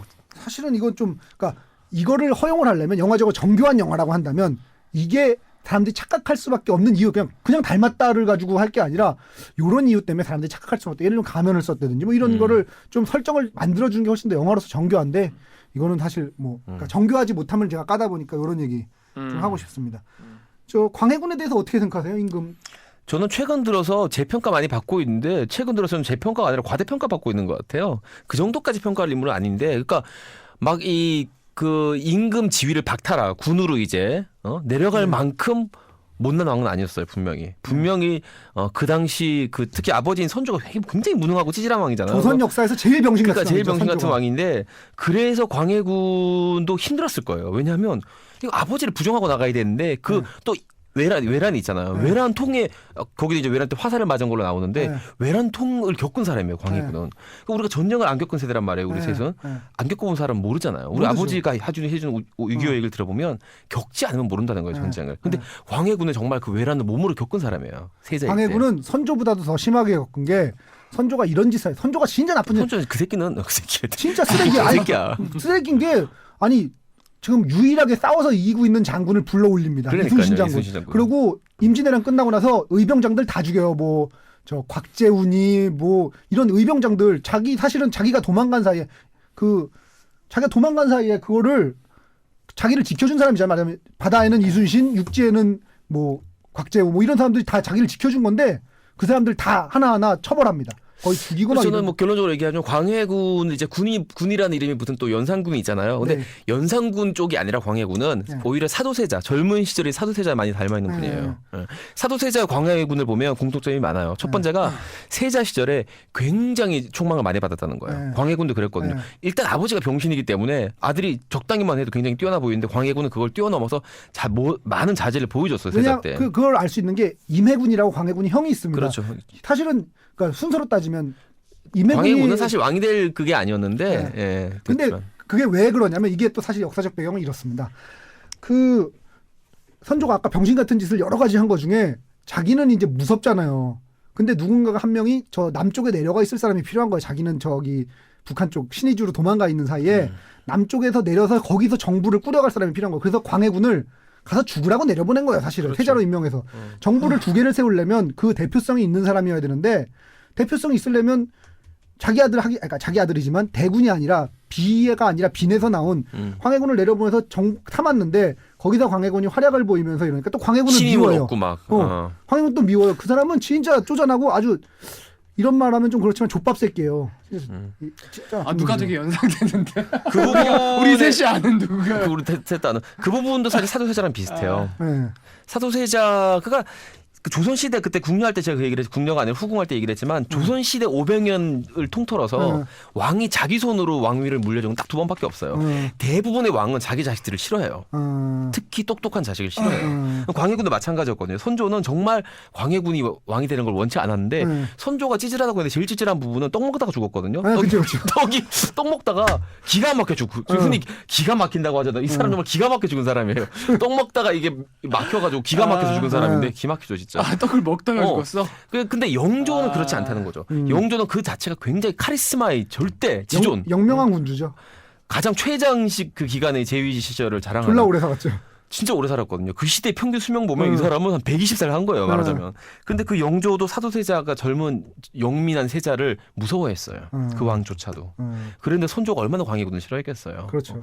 그런 세력들과 전란 직후의 그런 혼란스러운 사회상 이런 거를 내가 보기에는 광해군이 아니라 어떤 왕도 네. 똑바로 그때 정사를 펼치기 힘들지 않았을까라는 생각은 해요. 하지만 지금 들어서 광해군이 마치 무슨 혁명가라든지 어떤 그 특히 그 명나라와 금나라와의 그 외교 부분에 있어서 정말 뭐 탁월하다든지 물론 그전 선조에 비하면 굉장히 훌륭한 그런 어떤 균형을 갖고 있었어요. 그랬는데 그 정도까지 평가받을 건 아닌 것 같아요. 왜냐하면 지금 사도세자에 대한 재평가도 많이 이루어지고 있는데 지나치게 오버액팅하고 있어요. 사도세자에 대해서. 근데 저는 그 생각에 약간 반대 반론인데 뭐냐면은 조선 왕조 가운데에서 반정이 두 번 있었어요. 그렇죠. 그러니까 연산군의 중정반정, 그다음에 광해군의 인조반정 딱 더 있나? 또 두 개입니다. 역사 전문가가 또 올릴 수도 있어. 아니, 두 개. 반정은 딱 두 개입니다. 반정이 딱 두 개가 있는데. 반정이란 건 성공한 쿠데타죠. 반정이 딱 두 번이 있는데 그 중에 하나가 우리가 너무나 잘 아는 연산군이고 그 다음에 우리가 요번에 다루게 되는 광해군인데 실질적으로 그 MBC에서 옛날에 조선왕조 500년 등등 많은 드라마들 사극을 했는데 네. 가장 그 조선 왕조에서 말하자면은 작가들이 써먹기 좋아하는 소재 중에 하나가 그 세조가 단종을 폐위시키면서 올라서는 네. 드라마틱하죠. 그 세조 네. 그 부분이 드라마가 가장 많이 됐고요. 한 명에 뭐 이런 한 명에 나오고 뭐 이렇게 그것도 말하자면 일종의 쿠데타니까 진짜 10개 넘는 것 같다 그거. 그 드라마가 가장 많고 가장 재밌어요. 사실은 그 부분이. 근데 세조는 왜 세조 반정이라고 안 하는 거죠? 사실은 노산군으로 폐위시키고 말하자면 세조 반종인데 여기는 이제 마치 자기한테 물려준 진짜 그걸 것처럼. 반정이라고 안 하지? 반정의 요건들이 있는데. 근데 세조는 너무나 힘이 강력했기 때문에 반정이 아니라 아예 그냥 세조는 자기가 세조는 그건가 보다. 자기가 하면 반정이 아닌가? 아니, 남이조의 반정인가? 그게 아니고요. 세조는 물려받았을 거야. 물려받았어요. 단종이 스스로 물려주는 형식을 취했어요. 양위하는 형식을 양위를 취해서, 했어요. 예, 기본적으로. 그런 형식을 취했기 때문이고 중종이랑 인조 때는 그게 아니라 그냥 까지 왜냐하면 집어먹고. 세조의 세력이 너무 강했기 때문에. 네. 근데 중종 반정이나 인조 반정은 그 정도에 강하진 않기 때문에 한 방에 쳤기 때문에 네. 이거는 이제 반정이라고 하는 건데 그게 있고 그 다음에 이제 후기에 오면 숙종 때 장희빈이라는 또 요부가 한 명 네. 있어요. 그래서 여기가 또 드라마가 엄청나게 많이 됐어요. 희빈장 씨 유명하죠. 그리고 또 하나가 그게 이제 사도세자까지 이어지잖아요. 그렇지. 경종과 이렇게 그렇지. 영조 정조로 이어지는 거죠. 해경궁 그게. 홍씨까지 해가지고 거기가 정말 또 거기 드라마틱하죠. 뭉뚱그려서 해서 많이 되고 또 하나가 이제 말하자면은 연산군 때 장록수라는 또 요부가 하나 나오면서 연산군이라는 것 자체가 또 거기 인수대비와 엮이면서 재밌죠 거기. 굉장히 재밌는 부분이에요. 네. 근데 사실은 연산군과 더불어 양대산맥인데 광해군은 그동안 드라마화한 적이 별로 없어요. 맞아요. 많지 않았어요. 안 다뤘어요. 사실은 안 다룬 부분이 굉장히 많은데 이번에 말하자면 그렇기 때문에 조금은 신선할 수 있는 소재였던 것 같아요. 근데 이제 지금 약간 과대평가된 부분도 분명히 저도 있는 것 같긴 해요. 이재익 PD 말에 그 부분은 동의를 하는데 그럼에도 불구하고 저는 연산군이나 광해군이나 공히 양자 다 조선 왕조라는 이 본건 사회가 갖고 있는 가치들이 있잖아요. 말하자면 지주들을 더 배불리고 사대라는 게 뭐냐면은 한마디로 말해서 센 놈한테 잘하는 굽실굽실하는 강자에게 약하고 약자에게 약하고 약자에게 약한 빨아주는 거예요. 그게 사대주의예요, 사실은. 거기에 말하자면 사대주의라는 것에 조금이나마 비껴갔던 전 왕들이라고 생각을 하거든요. 그래서 저는 그런 면에서 어느 정도는 재평가가 돼야 되지 않나라는 생각을 해요. 저도 그 김은종 PD랑 비슷하게 생각하는데 제가 지난번에도 한번 얘기했던 것 같은데 이게 되게 의미심장한 거예요. 반정이 두 번 일어났잖아요. 두 번 다 연산대군, 광해대군이 아니라 연산군, 광해군이었다는 거죠. 뭐냐면 정처의 아들이 아니라 첩의 아들이었던 거죠. 비의 아들이 아니라 빈의 아들들이었어요. 뭐냐면 조선시대는 명분, 뭐 이런 정통성 이런 것만 맨날 따지던 사실은 예속 논쟁 가지고 200년씩 싸우는 정통성을 속상하죠 그런 거 보면 진짜 그렇죠. 정통성을 놓고 맨날 싸우는 건데 딱 두 명이 정통성, 군이 왕에 오른 게 딱 두 명이고 그 둘 다 반정으로 날아갔다는 거죠. 그런 의미에서 정말 봤을 때. 얼마나 폐쇄적인 사회였으면 정말. 그리고 광해군 같은 경우는 사실은 그러니까 사도세자하고는 좀 맥락을 다르게 봐야 되는 게 사도세자는 총명하다, 잘할 수 있었다라고 평가를 받지만 잘할 수 있었다. 어디까지 가능성이 검증되지 않았다. 실제로 왕위에 올라서 잘했는지 안 했는지는 몰라요. 잘할 수 있었을 것이다라고 짐작하는 거지. 근데 광해군 같은 경우는 실제로 올라서 잘했거든요. 그게 거품이라고 말씀하는데 저는 거품이라고 별로 생각을 안 하는 게 그 당시에 나중에 청나라가 되는 후금의 그 누르하치 뭐 이런 사람들이 라이징 하던 때예요. 홍타이지 뭐 이런 완전 라이징 하던 때인데 그거하고 명나라하고 거리를 잘 지켜가면서 등거리 외교를 균형. 잘 해냅니다. 그래가지고 광해군이 얼마나 어려운 길을 걸어가고 있었는가를 쉽게 알 수 있는 건 이거예요.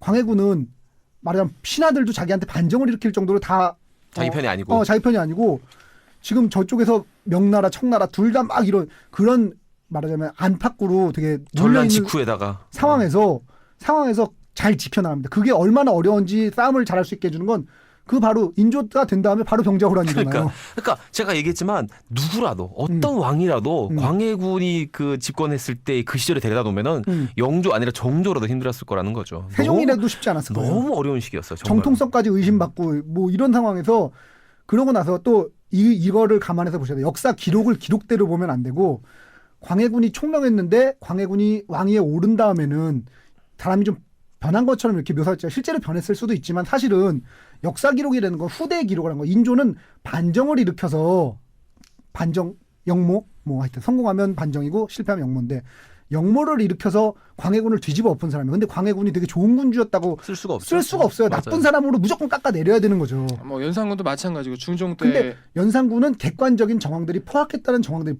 이렇게 많이 나오죠. 가릴 수 없는 정황들이 있는데 광해군 같은 경우에는 만들어낸 느낌이 훨씬 더 영창대군 관련해서 아까도 얘기했지만 감히 연산군하고 비교할 사람은 아니에요. 그 지금 아까도 제가 지적했는데 저는 그거의 가장 강력한 증거가 아까 얘기했는데 저는 그게 정말 100% 동의하는 게 뭐냐면은 인조가 병자호란 때문에 남한산성이라는 곳에 갇히게 됩니다. 여기서 그 우리가 흔히 말하는 그 치욕, 삼전도의 치욕, 굴욕이라고. 3번 뭐 절하고 3개 구고두라고 하죠. 아, 3번 머리를 절하고 어. 머리를 9번 숙이는 건데 그 머리를 숙일 때 머리를 짓찢어서 피가 나지 않으면 충성심이 없다고 하거든요. 그래서 왕이 가가지고 머리를 짓진데 피가 나도록 해야 되는 거야. 그런 적당히 기록들 많이 살살하면 있어요. 안 돼요. 그러니까 세자들이 왕의 노기를 자기 아버지죠. 아버지가 화가 나면 항상 섬도로 머리를 쪄 피가 나야 돼요. 네.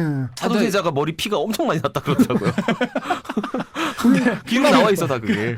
그 인조가 바로 이런 말하자면 말도 안 되는 호란 병자호란을 겪었잖아요. 네. 이 얘기가 뭐냐면 반증이 뭐냐면 광해군은 그걸 막았다는 거예요. 그렇죠. 자기 버텼다는 때에는 거지. 등거리 외교를 통해 가지고 병자호란이 발생하지 않게끔 막아냈다라는 증거예요. 이게 바로. 그게 사실은 지금 우리나라 정세랑도 겹치는데 그 이제 미국 중국 사이에서 좀 지금 사회가 약간 친미로 4대 친미? 뭐 약간 이런 느낌으로 기울어 있는 느낌인데 사실은 중국하고도 거리를 잘 유지해야 되거든요. 근데 10년 뒤에 어떻게 될지 몰라요. 네, 중국이. 그러니까 사실은 중국 문명을 대단한 거를 잘 인식을 못하는 사람들이 많은데 저는 이런 관점에서 접근해봐야 된다고 생각해요. 인류 역사가 한 이제 유사 이래로 한 6,000년 뭐 한 5,000년 6,000년 정도 되잖아요. 역사가 시작된 이래 선사시대 이후에 6,000년 동안 중국이 문명적으로 볼 때 문명사적으로 볼 때 세계에서 정상에 위치하지 않았던 거는 요 최근 200년밖에 없어요. 5,800년 동안 내내 탑이었다가 최고였죠. 잠깐 부진한 거예요. 그러니까 우리가 사는 시대가 하필이면 이런 시대라 우리가 중국이 되게 떨어져 있다. 뭐 대륙에 뭐 이렇게 막 중국을 되게 좀 무시하는 경향인데 사실은 5,800년 동안 1등했던 사실 저는 개인적으로 나 왜 공부를 이렇게 열심히 안 했지? 나 중국 공부를 왜 이렇게 안 한 거야? 난 정말. 중국가잖아. 이걸 난 보니까 왜 이렇게 안 한 거야? 나는 정말. 뭐 했어? 제가 개인적으로 체감하는 건 아. 이미 중국이 미국하고 대등하다는 느낌이에요. 네. 뭐 경제적으로 봐도 그렇고 여러 가지로. 아 이승훈 PD를 좀 대학 뭐 때 만났어야 되는데. 우주과학이나 군사 정도에서 약간 에이. 딸린달까? 그 정도 빼고는 우주가 또 많이 뭐 따라잡고 있죠. 경제 불꽃같이. 규모로 봤을 때나 뭘로 봤을 때나 이미 거의 중국이 대등 내진 넘어서지 않았나 싶은 라이징한 생각이에요. 느낌이 있죠. 그러니까 이 5,800년 동안 1등하다가 200년 잠깐 부진했을 뿐인데 이거를 마치 바보같이 막 몰아가는데 그게 아닙니다. 중국은 진짜 무섭도록 대단한 나라예요. 무지막지한 놈들이. 세계사에 있어서 그러니까 남을 만한 발명들 다 중국에서 나왔어요. 그러니까 우리 광해군 칭찬하다 갑자기 또 중국 얘기를 하면 사들 할 수밖에 없는 것 같은 그런. 아니 근데 그 없을 것 같은 그런. 유승룡이 굉장히 연기를 잘했는데 네. 우리 균이 형. 허균 허균. 이거는 어떻게 역사적 사실과 좀 부합하는 측면이 많이 네, 있나요? 허균 얘기는 뭐 역사적으로 부합하는 측면이 실제로 그럼 허균이 비서실장을 했나요? 허균이 도승지를 했었고요. 했고 했는데 그 뒤에 기록이 너무 뚝 잘려가지고 안 나오는데 사실 허균이 광해군의 손에 의해 능지처참을 당해요. 능지처참되죠. 마지막에 갈갈이 찍고 나서는 제가 알기로는 허균이 살던 집을 땅까지 다 파냅니다. 광해군이. 네. 얼마나 싫어했으면. 그래서 땅을 전부 파서 연못을 만들고 거기서 동네 잔치를 벌여요. 정확한지 모르겠는데 또 역사 전문가들이 있을 것 같은데 내가 확실하게 말을 못하겠네. 맞을 거야. 아마. 저는 그 정도로 마지막에는 관계가 네. 틀어집니다. 저는 그렇게 생각하지 않고 조금 다른 관점에서 접근하고 싶어요. 뭐냐면 읍참마속이란 말이 있잖아요. 허균이 되게 광해군보다도 광해군도 개혁적인 그 삐까삐까 성향인데 하죠 둘이 거의 광기로 치면 아주 둘이 재밌는 캐릭터끼리 만난 허균도 거예요. 그 홍길동전에서 우리가 알 수 있듯이 굉장히 개혁적인 사람이에요. 제 소설가 선배입니다. 네. 네. 네, 그러네요. 크리에이터, 허균 선배, 크리에이터. 허균 선배. 예. 저 희망상 선배. 변지수입니다. 선배예요. 아버지를 부르지 못하고 희망상 변지수입니다. 희망상 변지수입니다라고 부르지 허균 선배 얘기 계속 해보세요. 허 선배가 되게 개혁적인 사람이에요. 아유 선배. 개혁적인 사람은 조광조 때에도 알 수 있듯이 조광조 때도 조광조를 되게 그 임금이 되게 아꼈지만 그거를 중종이 초반에는 조광조를 엄청나게 그렇죠, 총애하죠. 엄청나게. 근데 그걸 어떤 식으로 죽이냐면 주초위왕이라고 꿀에다가 주초위왕이라고 글씨를 씁니다. 꿀로 잎에다가 꿀에다가 쓰는 게 아니라 잎에다가 주초위왕이라고 글씨를 쓴 다음에 그걸 벌레로 먹게 해요. 주초가 합쳐지면 조광조의 조자가 됩니다. 네네. 그래서 이 조광조가 왕이 되려고 반역하려는 증거다 이러면서 그렇죠. 그나마죠. 왕한테 드리면서 왕이 어쩔 수 없이 그걸 무고라고 하는데 무고 얘기도 나중에 좀 하고 싶은데 그렇게 해서 죽입니다. 그러니까 개혁적인 성향의 신하들을 임금이 지켜주기가 어려운 거예요. 허균도 마찬가지였을 거는 거죠. 허균이 끝까지 광해군이 총애하던 신하였지만 얘를 개혁적인 성향이라는 이유로 되게 나쁜 사람으로 몰고 가는 거죠. 그래서 광해군으로 하여금 죽이지 않을 수 없도록. 근데 기록을 그렇게 해서 보면 또 거죠. 허균이 정확하게 역적 모의를 하진 않았다 하더라도 네. 마지막에는 광해군으로 끝까지 갈 수 없겠다라는 판단을 한 그런 증거들이 조금 있긴 해요. 아니 뭐 그건 그런 그런데 부분들은 있어요. 그거조차도 정사에 보면 그거조차도 주초위왕처럼 만들어졌을 수 있다는 거죠. 그렇죠. 그러니까 연산군 같은 경우에는 이게 연산군이나 광해군이나 반정이 일어났던 왕들의 공통점이 뭐냐면은 어떤 개혁적인 측면이나 이런 측면이 분명히 있는데 네. 실질적으로 반정을 일으킬 때 명분은 전부 다 말하자면은 효의 논리입니다. 뭐냐면 연산군은 인수 대비를 깠고요. 맞죠. 광해군은 인목 대비를 그쵸. 폐모화시키고 그리고 자기 뭐 이런 게 배달한 있어요. 형제들 죽이고 뭐 이런 그러니까 것들이 이제 그런 패륜이라고. 것들이 패륜이라는 그 명목하에 패륜. 말하자면은 됐는데 허균이 아마 그런 측면에 있어서 강하게 주장을 했을 거예요. 그리고 사실 또 아까 패모시키자고. 그 사대주의 얘기가 나왔지만 결국 그 사대주의라는 게 또 그 륜과 우리가 말하는 네. 폐륜과도 연관되어 있는 게 아버지의 나라라고 그때는 그쵸, 그쵸. 들었거든요. 그러니까 중국과 이렇게 연을 맺으면서 동시에 금나라랑 또 네. 이렇게 한다는 것은 네. 말하자면 아버지를 욕되게 하는 거라고 생각할 수 있는 거죠. 명분. 명분으로 들어가면 아버지의 나라를 속이는 거고 아버지의 나라를 욕되게 하는 거기 때문에 일종 그것도 폐륜이에요. 그러니까 형제를 죽이고 어머니를 패하고 아버지를 속이는 사람이 되는 거예요. 광해군은. 그 당시에 그 사대주의에 그렇죠. 젖어있던 그 신하들이 보기에는. 그러니까 이 사람은 윤리적으로 보면 최악이야. 가장 가까운 부모와 형제까지 형제와. 다 등진 사람인 거죠. 근데 그게 사실은 뭐 만들어낸 그러니까 그렇죠. 몰아붙이는 거죠. 근데 어쨌든 허균은 저는 그런 측면에서 읍참마속 같은 정황이라고 봐야 되는 거죠. 영화에서 보면 좀 안타까웠던 거는 그 허균 캐릭터가 굉장히 이렇게 나쁘다는 뜻이 아니라 단편적으로 나와요. 그러니까 네. 한 가지 캐릭터밖에 안 보여줘요, 허균은. 네. 근데 사실 실제로 허균이라는 사람은 굉장히 재미있는 사람이에요. 그럼요. 그러니까 진짜 역사적으로 가장 재미있는 사람일 수도 있어. 사람 중에 하나죠.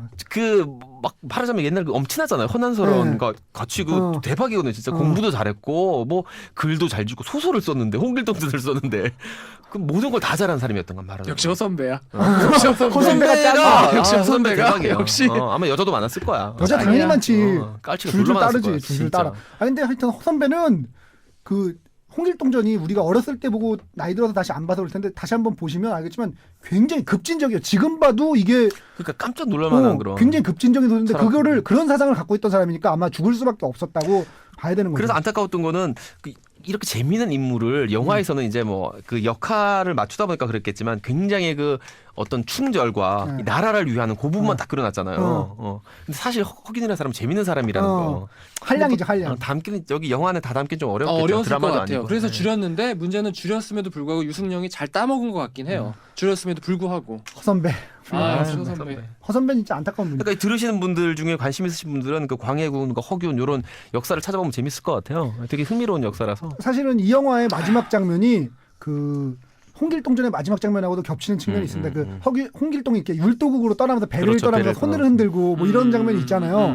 그 장면이랑 이 허균이 그래서 그 감독이 말하고 싶었던 건 아마 요 장면 때문에 그 홍길동전의 마지막 장면을 그렇게 쓴 거다라고 아마 요 얘기하고 이후에 싶었던 그 것 같아요. 작품을 썼을 거다라고 생각하는. 그래서 그렇게 쓴 거 아닐까. 저는 그 또 풍자극이라고 아까 말씀드렸잖아요. 풍자극이라는 측면에서 볼 때 4월이라는 이름도 사실은 의미심장한 것 같아요.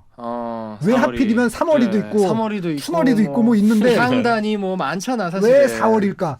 그것도 사실은 좀 찾아보시면 재밌을 거예요. 저는 이제 제가 그러네. 생각하는 아이디어는 있거든요. 4월에 벌어졌던 일들을 좀 생각해 보면은 4월에 벌어졌던 굵직굵직한 일들이 있습니다. 제가 아까 말씀드렸던 고시대의 풍자와 관련돼서. 그래서 그러네. 이름도 일부러 4월이로 지어서 죽은 걸로. 저는 사실은 그래서 영화를 보면서 마지막에 설마 이렇게, 그러니까 이 영화는 이제 되게 전형적인 영화니까 이렇게 흘러갔을 텐데 전형적인 영화가 아니라 제가 아까 말했던 대로 코믹을 빼고 갔으면 아마 마지막에 하선인가요? 이병헌 씨가 분한 하선이가 자살하는 걸로 끝났을 거라고 생각했어요. 아, 그럼 너무 어두워지죠. 또. 그러니까 풍자극이니까 그걸 현실하고 겹치려면 이제 자살하는 게 맞거든요. 거기서 그렇죠. 스토리 흐름으로 보면. 그래서 완벽한 풍작으로 만들려고 했으면 그랬겠죠. 그래서 자살하려고 하지 않았을까 이런 생각이 좀 그거는 들더라고요. 내가 봤을 때는 제작자가 바로 삭제했어. 그럼요. 그렇죠. 절대 삭제! 절대 있을 야 수 없는. 이거문 씨발 관객 200만이 준다. 야 삭제. 아 이거. 저는 김명곤 씨 연기가 되게 인상적이었어요. 김명곤 씨 오랜만에 한 10년 만에 돌아온 거잖아요. 되게 오랜만에 한 아니, 거죠. 이 아저씨는 왜 이렇게 연기를 잘해? 10년 만에 돌아왔는데도 너무 잘해. 아니, 그러니까 이병헌은 목소리가 좋아서 말을 잘해서 이런 것도 이 아저씨는 말도 거의 안 하잖아요. 눈빛만 가지고 이렇게 연기를 한데. 야 정말 그 야비한 어떤 겉모술수의 이조판서 역할을 눈빛이 쫙 그냥. 와 너무 그 눈도 크지도 잘하더라. 않고 그리고 눈만 봐도 너무 무섭짓하잖아요. 너무 잘해. 아니 근데 그 안상궁은 누구예요? 안상궁이 누구야? 안상궁 그 대마초 같이 핀 여자 있잖아. 그 죽잖아요 중간에 초반에. 아니 그러니까 누구냐고 안상궁. 누구냐니? 배우가 예- 누구야? 예뻐서? 모르는 배우예요. 그래? 섹스러워서? 이 인간. 요즘 어려워요? 힘들어요? 아니 그게 아니라. 김준호 PD 요즘 좀 아니 힘들어요? 특이한 마스크라서 내가 이 사람 안상궁 자꾸 이런 거 보여 요즘. 요즘 힘든 안상궁이 것 같아. 특이해가지고 요새 적적한가 봐. 그 사람 아주 참- 알이 꽉 찼네 그냥. 어. 꽉 찼어. 아주 습자지에 꽉 찼어 알이. 뭐 얘기 넘어간 김에 잣잣 얘기해보죠. 잣잣 뭐 발견하신 거 있어요? 저는 마땅히는 잘 모르겠어요 사실. 응? 잣잣. 저는 아니 얘기 안 할래. 너무 잣잣을 잣잣에 못 매는 것 같아서 싫어. 이런 아니, 내 자신이. 이재 PD님이 잣잣의 아이콘인데 아니 이러시면 안 근데 되죠. 당신이 지난번에 황씨 아저씨 얘기할 때부터 당신은 이미 목을 맸어. 부녀회장과 거기서 이미 목을 맸어 당신은. 그래요. 뭐 있었나요, 김은종 PD님? 딱히 없었어요. 없어? 자자 없어? 없어. 저는 잣잣을 생각하면서 영화를 보다가 마음이 아픈 부분이 하나가 있었어요. 심은경 씨 그 4월이 그럼 처녀로 죽은 처녀 귀신이 되겠구나 그런 생각이 들더라고요. 그렇죠. 안 해봤을 거 아니에요. 그 이제 궁궐에 지난번 그 후궁할 때도 우리가 얘기를 했었지만 궁궐에 들어온 모든 궁인들은 다 왕의 여자인 거기 때문에 딴 그쵸. 사람이 하면 안 되거든요. 근데 기록을 보면 하는 애들이 있어요. 꼭 있죠. 꼭 있어요. 그래가 차명을 당하는 애들이 굉장히 많습니다. 하지 말랜다고 그 안 하겠냐고요. 그리고 그 세종 시절에 보면 그 동성애 때문에 처벌받는 사건이 일어나죠. 그 후궁이 후궁이 아니죠. 후궁. 아니. 정실분이. 아니 후궁이 아니라 세자빈이 세자빈이 말하자면은 그 후궁과의 그 열렬한 그 동성애가 후궁이 있어서 아니라 그 자기가 데리고 있던 그 상궁이에요. 그러니까 그 상궁 밑에 그 무수리 같은 그 애들을 이렇게 소쌍이라는 해가지고 여자와 해서 그 세자빈 봉씨인가 그 여자가 되게 유명해요. 맞아요. 세자빈 봉씨가 소쌍이라는 계집과 정을 통하여 내쫓겼죠. 그럼 문종 부인. 문종 부인이죠. 문종 부인. 문종이 병약해서 일찍 돌아가시잖아요. 그래서 이 문종 부인이 근데 문종이 기록을 보면 거의 안 해줬다 그러더라고요. 그런 것까지 기록에 남는구나. 남아요.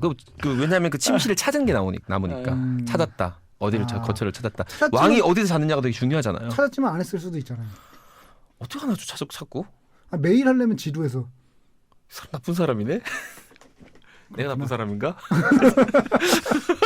그럼 자자 없는 거예요 이번 편은? 없어요? 이진 PD님 아이콘인데 좀 하나 해보세요. 안타깝네. 있잖아 아이콘. 나쁜 사람 될 것 같아. 괜찮아. 나쁜 사람이잖아. 난 왠지 아니에요. 진짜 이 사람 방송을 안 해. 쫄깃쫄깃 좋았다 났다. 30분 뒤에 공개됩니다. 이러면서 이제 아니 사월이랑 했을 것 같아요. 아예 안 했어요 그거는. 사월이랑 누구랑? 사월이랑 이병헌이랑. 아니 안 했어요. 아니 이병헌이니까. 여기까지. 자 여기까지. 여기까지 이병헌이니까. 여기까지 하는 걸로 하겠어요. 더 이상 한 마디도 하지 않을 거예요. 아니요 해요. 김종 PD님. 나는 없어. 나는 발견한 게 없어. 아니 영화상에서는 안 했어요. 하여튼 했어도 영화상에서는 안 했어. 저는 영화상이라고 굳이 얘기하진 않았어요. 그러니까. 근데 이 영화는 진짜 자샷이 없구나. 이 얘기 하카말까 하다가 내가 그래요. 할까 말까 하다가 왜 망설인지 알겠죠? 아니, 망설일 필요 뭐 있어요? 왜 했다? 내가 했다. 이 얘기 왜 못해요? 저 사람 부럽다. 제가 존경하는 분이라. 진짜 그분은 부러운 것 같아요. 좀 쩔죠 진짜. 자, 인간으로서 싫지만 남자로서 부럽다는 남자로서 부럽다에 1등이 있다면 이병헌 씨겠죠. 그럼요. 아니 근데 광해가 이렇게 잣잣이 없을 줄은 몰랐네. 영화를 보기 전까지는. 그러니까. 엄청 뭐 많을 줄 알았는데. 가득해야 되는데 안 가득해. 그 굳이 찾자면은 그 사람이 약간 의심이 될 수는 있어요. 그 이조 판서 밑에 쫄따구가 왜 발 치고선 신정근 씨. 발 치고 이렇게 옆에 얘기하고 담배 피면서 얘기하는 양귀비가 둘이 잤다. 어쩌고 해. 그거를 잤다고 볼 수도 있을 것 같아요. 제가 보기에는. 누구랑 상궁이랑? 상궁이라 얘기하잖아요. 계집의 분을 그렇게 좋아하시던 분이 요대사 할 때. 잤을 수 있을 것 같아요. 이병헌 씨는 영화상에서도 계집의 분을 좋아하시는군요. 이 사람 참. 이 사람 참. 거기까지 얘기하고 말자니까 내가. 얘기를 안 할 수가 없어. 그분은 잣잣이 진짜 없네. 잣잣이 존경스러워요. 없어. 존경하는 분입니다. 존경하기로 하죠. 존경하실래요? 저는 이미 존경한다는 뜻을 이미 밝혔습니다. 그러니까 존경도 옛날 말로 바꾸면 경존한다 이러면 왠지 옛날 말 같지 않아요? 그러네. 그렇습니다. 급소 짚고 가죠. 급소 이거는 장점이자 급소인데 아까 제가 정서가 좋았다는 얘기를 했잖아요. 네. 그래도 급소가 될 수 있어요. 왜냐하면 안타깝게도 중전과의 가장 중요한 사실 이거는 좀 애매하게 안 하면 못했을 수도 있어요. 중전과의 로맨스를 갖고 갈 거면 확실하게 갖고 가고 결말도 제대로 안 나요. 중전과 마무리가. 마무리 결론 안 나죠. 그냥 사람만 있어라고 온장도를 주고 끝나는데 그 뒤에 뭐 분량이 한참 되거든요. 그러니까 정서가 좋았던 부분, 굉장히 좋았던 부분들이 있고 모자랐던 부분도 있고 정서가 균등하지가 못했어요. 영화상. 보통 정서가 정말 좋은 영화들은 한 씬만 등장하는 사람들과 관계도 정서가 좋거든요. 예를 들면 천면밀 같은 영화들. 거기 보면 이제 미키마우스 무슨 얘기를 또 촬영 데모찌를 하시는 그 아저씨가 실제로 배우로 나오잖아요. 영어 강사로. 그분과 그 사랑에 빠진 창녀 이야기가 있어요. 몇 씬 안 나와요. 2씬, 3씬 나오는데 그들의 정서가 너무 아름다워요. 근데 이 영화 하셨었죠 전에. 그러니까 정서가 좋은 영화가 되려면 모든 정서가 다 아름다워야 되는데 이 영화는 좋은 정서도 있고 나쁜 정서도 있다. 그 부분 좀 안타까운 것 같아요. 그럼 어떻게 보면 재밌을까요? 그런 영화는 답이 없어요. 이런 영화는 그 부분이 치명적이기 때문에 자기한테 맞는다고 생각하면 봐라. 이 영화를 재밌게 보는 법. 이병헌의 재발견. 재발견이요? 원래부터 잘했지만 확인하는 거죠. 정말 정말 잘했다. 그리고 이렇게까지 코미디 연기를 정확하게 했던 영화 또 있었나요? 저는 없었던 것 같은데. 코미디 연기. 뭐 예전에 내일은 사랑? 그런 거 드라마 이 사람은 좀 그때 최진실 씨랑 같이 공연했던 누가 나를 미치게 하는가 뭐 이런 작품들 보면은 약간 그렇게 막 멋있지 않은 이렇게 코믹한 이런 측면도 어느 정도 나오긴 이병헌 해요. 씨가 똥 싸고 방귀 끼고 한 영화는 처음이에요. 이병헌 재발견이에요 정말. 진짜 옛날에 왕들은 당황스럽겠어. 그렇게 경하들입니다. 아니, 속단 말로 떡치는 것까지 보고 있으니까. 아니 근데 차라리 그게 낫지. 덩 싸는 게 더 그렇지 않을까? 이 사람 남들 보는 데서 똥 쌀래 떡칠래를 뭐 하겠어요. 아니 근데 이게 골라보라고 한번. 제가 골라봐 한번 진짜. 이 얘기를 해드릴게요. 제가 고를 게 아니라 남들 보는 데서 떡치는 분들은 있어요. 근데 남들 보는 데서 똥 싸는 분들은 어떤 없어. 분들이 있어? 내가 아는 분인가요? AV 배우들. 내가 아는 분도 있네요 혹시? 혹시 그분도 그러시나요? AV 배우들은 남들 보는 데서 하는 거 아니에요 사실. 근데 남들 보는 데 똥 싸는 사람은 없잖아. AV 배우들이 똥도 쌉니다. 남자는 안 싸잖아. 야 더러워 좀 진짜 이 사람이 제일 혼이한 사람이. 아니 중국 거 나와서 중국 역사도 모르고 뭐야 영어만 잘해. 야 내가 무식의 아이콘이라고 얘기했잖아. 아니 근데 영어는 잘하잖아. 근데 갑자기 궁금해지네요. 이 방송을 듣는 청취자분들도 한번 스스로에게 질문을 던져보세요. 남들이 보는 데서 어떤 게 똥 싸는 게 쉬운지 섹스하는 게 쉬운지 어떤 게 더 어려울까 또 뒤집어 보면. 어려우냐가 아니고 어느 걸 선택할 것인가죠. 솔직히 뭐라 할까? 어렵기는 둘 중에 하나는 해야 돼. 자 오늘 이제 한 10명 정도가 널 지켜보고 있는데 이미 똥을 싸거나 떡을 쳐야 돼. 뭐 할래? 근데 그 경찰서 혹시 가보셨는지 모르겠지만 저는 이제 경찰서도 가끔 끌려가고 가봤어요. 강력계. 가보면 이렇게 화장실이 뚫려 있잖아요. 화장실이 이렇게 보이게 돼 있잖아요. 문만 살. 그런 분들이 있다는 거죠. 그러니까 뭐 여러 가지 관점에 접근할 수가 있습니다. 참 어렵네요 선택하기가. 김은종 PD님 저 선택해 주세요. 이게 아니고 급소로 짚어주세요. 저는 일단 아까 맨 처음에 이미 얘기했는데요. 이 영화를 정교한 팩션으로 보실 거면은 실망스러울 테니까 네. 재미있는 코미디 영화 내지는 사극으로 전형적인 어떤 흐름을 갖고 있는 초반에 웃기다가 막판에 울리는 사극으로 보신다면 충분히 2시간 재밌게 보실 수 있습니다. 그리고 하나 정말 좀 급소다운 거를 좀 하나 짚어드리자면은 저는 정말 그 등 밟고 가는 장면에서 너무 좀 웃기죠. 빵빵해가지고. 그러니까 그거를 왜 슬로우로 갔을까요? 아니 나 진짜 물어보고 싶어. 어떻게 생각해요 그 장면? 난 진짜 난 정말 설마 나 그럴 줄은 몰랐거든. 근데 올라타는 거야. 아니나 다를까. 근데 심지어 거기다 슬로우를 거는 거야. 그러니까 왜 난 슬로우를 그래서 걸은지 모르겠어. 아니 슬로우를 안 걸었으면 너무 그럴 수 있지. 민망해가지고 힘들더라고요 그 그게 장면은. 슬로우로 걸 때는 이게 장면이 좀 이렇게 그냥 이렇게 프레임만 놓고 봐도 좀 아름다운 프레임이어야지. 아니 그게 왜 그러냐면요. 근데 그게 이쁜 장면이 중전하고의 아니었는데. 감정이 점프가 됐기 때문에 그 슬로우 장면도 웃기게 보이는 거예요. 말도 그러니까. 안 되게. 아니 그 사실은 그런 관점에서 접근해야 될 게 아니고 이거는 클리셰로 가득한 영화예요. 모든 게 다 클리셰예요. 코믹이나 뭐 결말이나 이런 게 다 클리셰. 슬로우가 거기서 한 번쯤 타이밍적으로 볼 때 거기서 슬로우가 나오는 타이밍이거든요. 비둘기를 한번 올라가야 돼. 그러니까 클리셰로 가득한 영화라고 봐야 되는 거죠.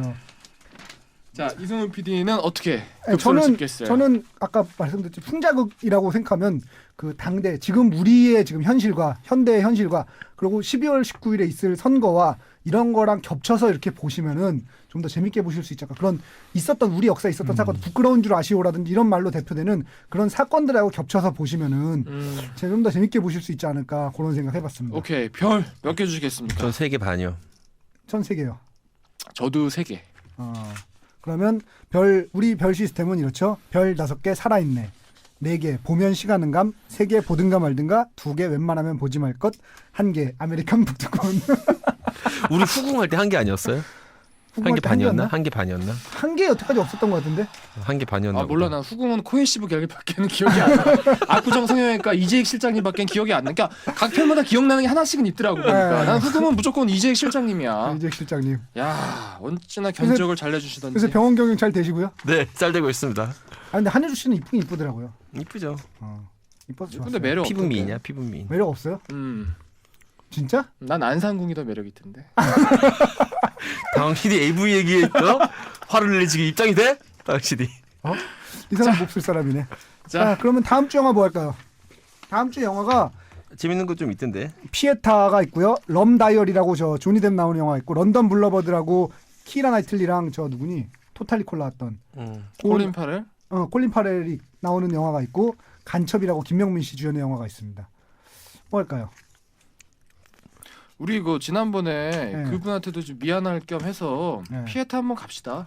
우리 왜 김기덕 한번 했던 사람 있잖아. 사자 상까지 받았으니까. 이정진 씨 어떻게 초대 안 되나요? 초대는 힘들고요. 전화 연결은 제가 한번 해볼게요. 정말 농담. 전화 연결? 그거 어떤 라디오인데. 콜. 아까도 우리 저 컬투쇼 나왔거든요. 그래서 친한 척하면서 또 사진도 많이 찍고 또 정다운 이야기를 나누고 술 약속도 잡았는데. 아니 그럼 아까 컬투쇼 나올 때 좀 어떻게 좀 해지. 아니 카톡을 자주 하기 때문에 괜찮아요. 아 그래요? 며칠에 한 번씩은 카톡을 합니다. 그러니까. 아니 그게 아니고 컬투쇼 나올 때 좀 여기 잠깐 들렸다 가라 그러지. 여기 아유 이 사람아 바쁜 사람한테 꼴찌 몇인데 이 사람이. 나 알잖아 나야 나. 야 진짜 이승훈 시네타운 하듯하다. 시네타운 19 하듯. 아니 그거 말고 대한민국 학교 족구하라고 그래. 알잖아 왜 그래. 아 그렇구나. 이승훈 PD 사랑하는 이정진 씨 다음 약간 주에. 다른 느낌이 있어요. 얼굴이 아니라. 근데 사실 이거 듣고 계신 분들 중에 많은 분들이 이승훈 PD의 얼굴을 어떻게 상상하실지 모르지만 정말 전 몇 년 전부터 이 얘기를 하고 있는데 12층에 아나운서실과 라디오국이 있어요. 네. 12층에서 저만한 인물 찾기가 쉽지 않아 사실은. 쉬운데. 네, 이런 분은 오해하십니다. 저는 제 목소리대로 생겼습니다. 취소하세요. 그건 제 목소리대로 생겼어요. 당신의 부모에 대한 모독이야. 그럼 다음 주에는 피에타 하는 걸로 할까요? 피에타 합시다. 알겠습니다. 그럼 피에타를 하는 걸로 하고 오늘 좀 길고 재미없었던 것 같은 느낌도 좀 있지만 그래요? 뭐 편집으로 승부하면 돼. 오늘 좀 어려운 얘기를 많이 하긴 했어. 특히 역사 얘기가 좀 길긴 했었어요. 그리고 잣잣이 없으니까 김이 잣잣 아니야. 그거는 잣지. 그거는 잣는데 그러니까요. 잣죠? 몰라. 샀어요. 예. 그럼요. 예. 명성대로라면. 압류. 사실은 제가 그때 말씀드렸지만 이게 우리가 19이고 19회니까 특집을 한지 좀 더 재밌게 했었는데 평소보다 재미없는 특집으로 얘기하면 되겠구나. 아, 시네타운 19 19회. 정말 19회였구나 오늘. 근데 사실 내가 19회 동안 하는 동안 가장 알차고 정답 같은 방송이었어요. 모범적인. 아, 그래요? 영화 얘기 충분히 하고 뭐 아까 개봉관 독점 시스템 얘기했지. 그다음 정사와 야사에 대해서 얘기했지. 등장 인물마다 다 짚어줬지. 허균이 어떤 사람이고 뭐한 사람. 이렇게까지 우리가 알찬 방송을 한 적은 없어요. 단 재미가 조금 없었다는 거. 저는 오늘 좋았던 부분은 이거예요. 중문과를 나왔지만 중국에 대해서 전혀 모르는 김은종 PD님. 정말 이승훈을 좀 빨리 만났어야 되는데. 다음번에 꼭 이 영문이랑 관련된 무언가를 꼭 해보고 싶네요. 영문도 모르고 갔어요. 진짜. 아, 영문을 알 수가 없네요. 영문을 자, 알고. 알겠습니다. 저 시네타운 19회 풍문으로 듣는 방송. 잠깐! 월요일 이메일 소개를 안 했어요. 큰일 날 뻔했네. 자, 저희 시네타운 19을 들어주시는 우리 애청자 여러분 모두 감사드립니다. 시네타운 19은 여러분들이 사연 하나하나를 정말 다 소개해드립니다. 이름이라도 최소한 불러드리기 때문에 사연을 보내주십시오. 그 사연을 먹고 저희가 방송을 하기 때문에 시네타운 숫자 19 골뱅이 gmail.com입니다. CINETOWN 숫자 19 골뱅이 .com. 욕도 좋습니다. 저희 오늘 재미없었다고. 야, 이 새끼들아, 니들만 알차다고 얘기하면 알차지니? 뭐 이런 거. 아니, 알차다고 주장하더니 알차지 않잖아. 이런 것도 뭐 괜찮습니다. 제가 단언하건데요. 네. 저 문카루소님 요즘에 굉장히 활약 많이 해주셨잖아요. 네. 다음 주에 뭐 문퇴계 이왕님 이런 분들 나오셔가지고 당신 두 명이 아니야. 문인공님 나올 것 같아요. 뭐 반정을 한 사람이 둘이 아니야. 뭐 이런 식으로 분명히 내가 봤을 때는 아. 역사학도가 분명히 한 분은 계십니다. 아, 그분이 내가 나 지적했을 지금 것 계속 같아. 헷갈려. 아까 얘기한 거 다 제대로 얘기했나 하고 또. 그러고 보면 우리 진짜 보내드려야 되는데 진짜 뭐 누구 보내드릴 분 뽑는다 그러더니 김은종 PD님 어떻게 됐어요? 진짜 원하시는 분 여기 계세요. 진짜 원하시는 분 너무 많은데 한 명만 뽑아야 돼요. 한 명만 뽑아요? 이거는 라면 한 박스를 보내야 되는데. 알겠습니다. 지금 제가 한번 뽑아가지고 드리도록 하겠습니다. 이재익 PD에게 넘기도록 할게요. 누구 주실지 일단 저 다음 주에 그러면 방송 때 얘기하는 걸로 하고 받으신 분은 꼭 저 맛에 대한 그 리뷰를 꼭 해주세요. 그리고 선물을 또 제 책을 또 이렇게 열광적으로 좋아해 주시니까 네. 제 책 중에 최근에 그 아까 욕을 했던 CJ의 판권이 팔린 책이 하나 있어요. 또 나와요? 예전에 올 초에 썼던 책 중에. 네. 근데 그 도가니 만들었던 네. 배정민 PD가 지금 그거 맡아서 지금 프로젝트 하고 있거든요. 41이라는 작품인데 굉장히 재미있는 스릴러 소설이에요. 요거 다 드린다 그러면 또 수십 명 올 것 같아서 선착순으로 5분 받겠습니다. 아, 그렇구나. 이재익 PD님, 근데 저 지금 딱 궁금한 거 바로 생겼어요. 자기 소설을 자기가 재밌다고 그럴 수가 있어요? 있어요. 진짜 얼굴 두껍다. 있어요. 떳떳하게. 굉장히 잘 쓴 스릴러 소설이에요. 굉장히 재미있고 밀도 있고. 정말요? 영화로 만들어질 수밖에 없는 그런 소설이에요. 자기 소설을 저렇게까지 얘기할 수 있다는 건 진짜 놀라. 아니, 나는 무라카미 하루키도 저렇게 얘기 안 하는데. 저는 무라카미 하루키랑 대담도 할 수 있어요. 무라카미 하루키가 1Q84를 가지고도 이건 잘 쓴 소설을 이렇게 얘기 안 하거든요. 굉장히 완성도 있고. 이거는 보통 평론가들이 하는데. 저에게 페이지 터너라는 별명이 붙어 있습니다. 네. 이 페이지를 멈출 수가 없다. 페이지를 턴하게 한다. 한 번 책을 잡으면 손에서 놓을 수가 없다 이런 이야기가 있죠. 그거 누가 붙여준 거야? 혹자들이요. 저 사람 내가 봤을 때 자웅동체야. 자기 몸 안에 나 이재익 소설가가 있고 나 이재익 칭찬가가 있고 두 가지가 함께 있어 저 사람은. 하여튼 제가 보기에는 다음 주부터 뻔뻔스러움을 담당하는 걸로. 책 선물 선착순으로 5분. 그런 후한무치한. 41 선물로 드립니다. 알겠습니다. 메일 많이 보내주시고요. 이것도 뭐 28일 뭐 이런 게 연상되고 뭐가 많이. 아니야. 아니야? 41은 뭐냐면 그 예전에 그 밀양 그 여중생 집단 성폭행 사건이 있어요. 그 가해자가 41명이었어요. 그 사건 이야기예요. 굉장히 가슴 아픈 이야기입니다. 그렇구나. 네, 그래서 그 사건을 또 우라카이 한 거. 확 나는 또 우라카이 한 거잖아. 도가니를 보고 요거 한 2, 3년 있다 한번 더 터뜨리면 되겠다 해서. 진짜 우라카이의 제왕. 아니 도가니보다 재밌어요. 그러니까 괜찮죠. 야 진짜 신이다. 아니 자기 입으로 어떻게 도가니보다 재밌다고. 공지영 씨 한번 불러서 대담하고 아니 한번 싶네요. 읽고 평해줬으면 누가 어느 게 재밌나? 나 도가니보다 재밌는 것 같은데. 아니 자기 걸 자기가 이렇게 재밌다고 그러는 게 말이 되냐고. 아니 뭐 제가 보통은 크리에이터들 우리 소설가들 이렇게 얘기합니다. 열심히 썼습니다라든지 뭐 최선을 다해서 했으니까 즐겁게 봐주셨으면 좋겠습니다. 근데 자기 걸 보고 재밌대. 보통 이 소설가들이 그 출판사에 이제 최종 그 완성된 원고 보낼 때 졸고를 보냅니다 이렇게 쓰거든요. 저는 따끈따끈한 이제 원고를 보내드릴게요 이렇게 씁니다.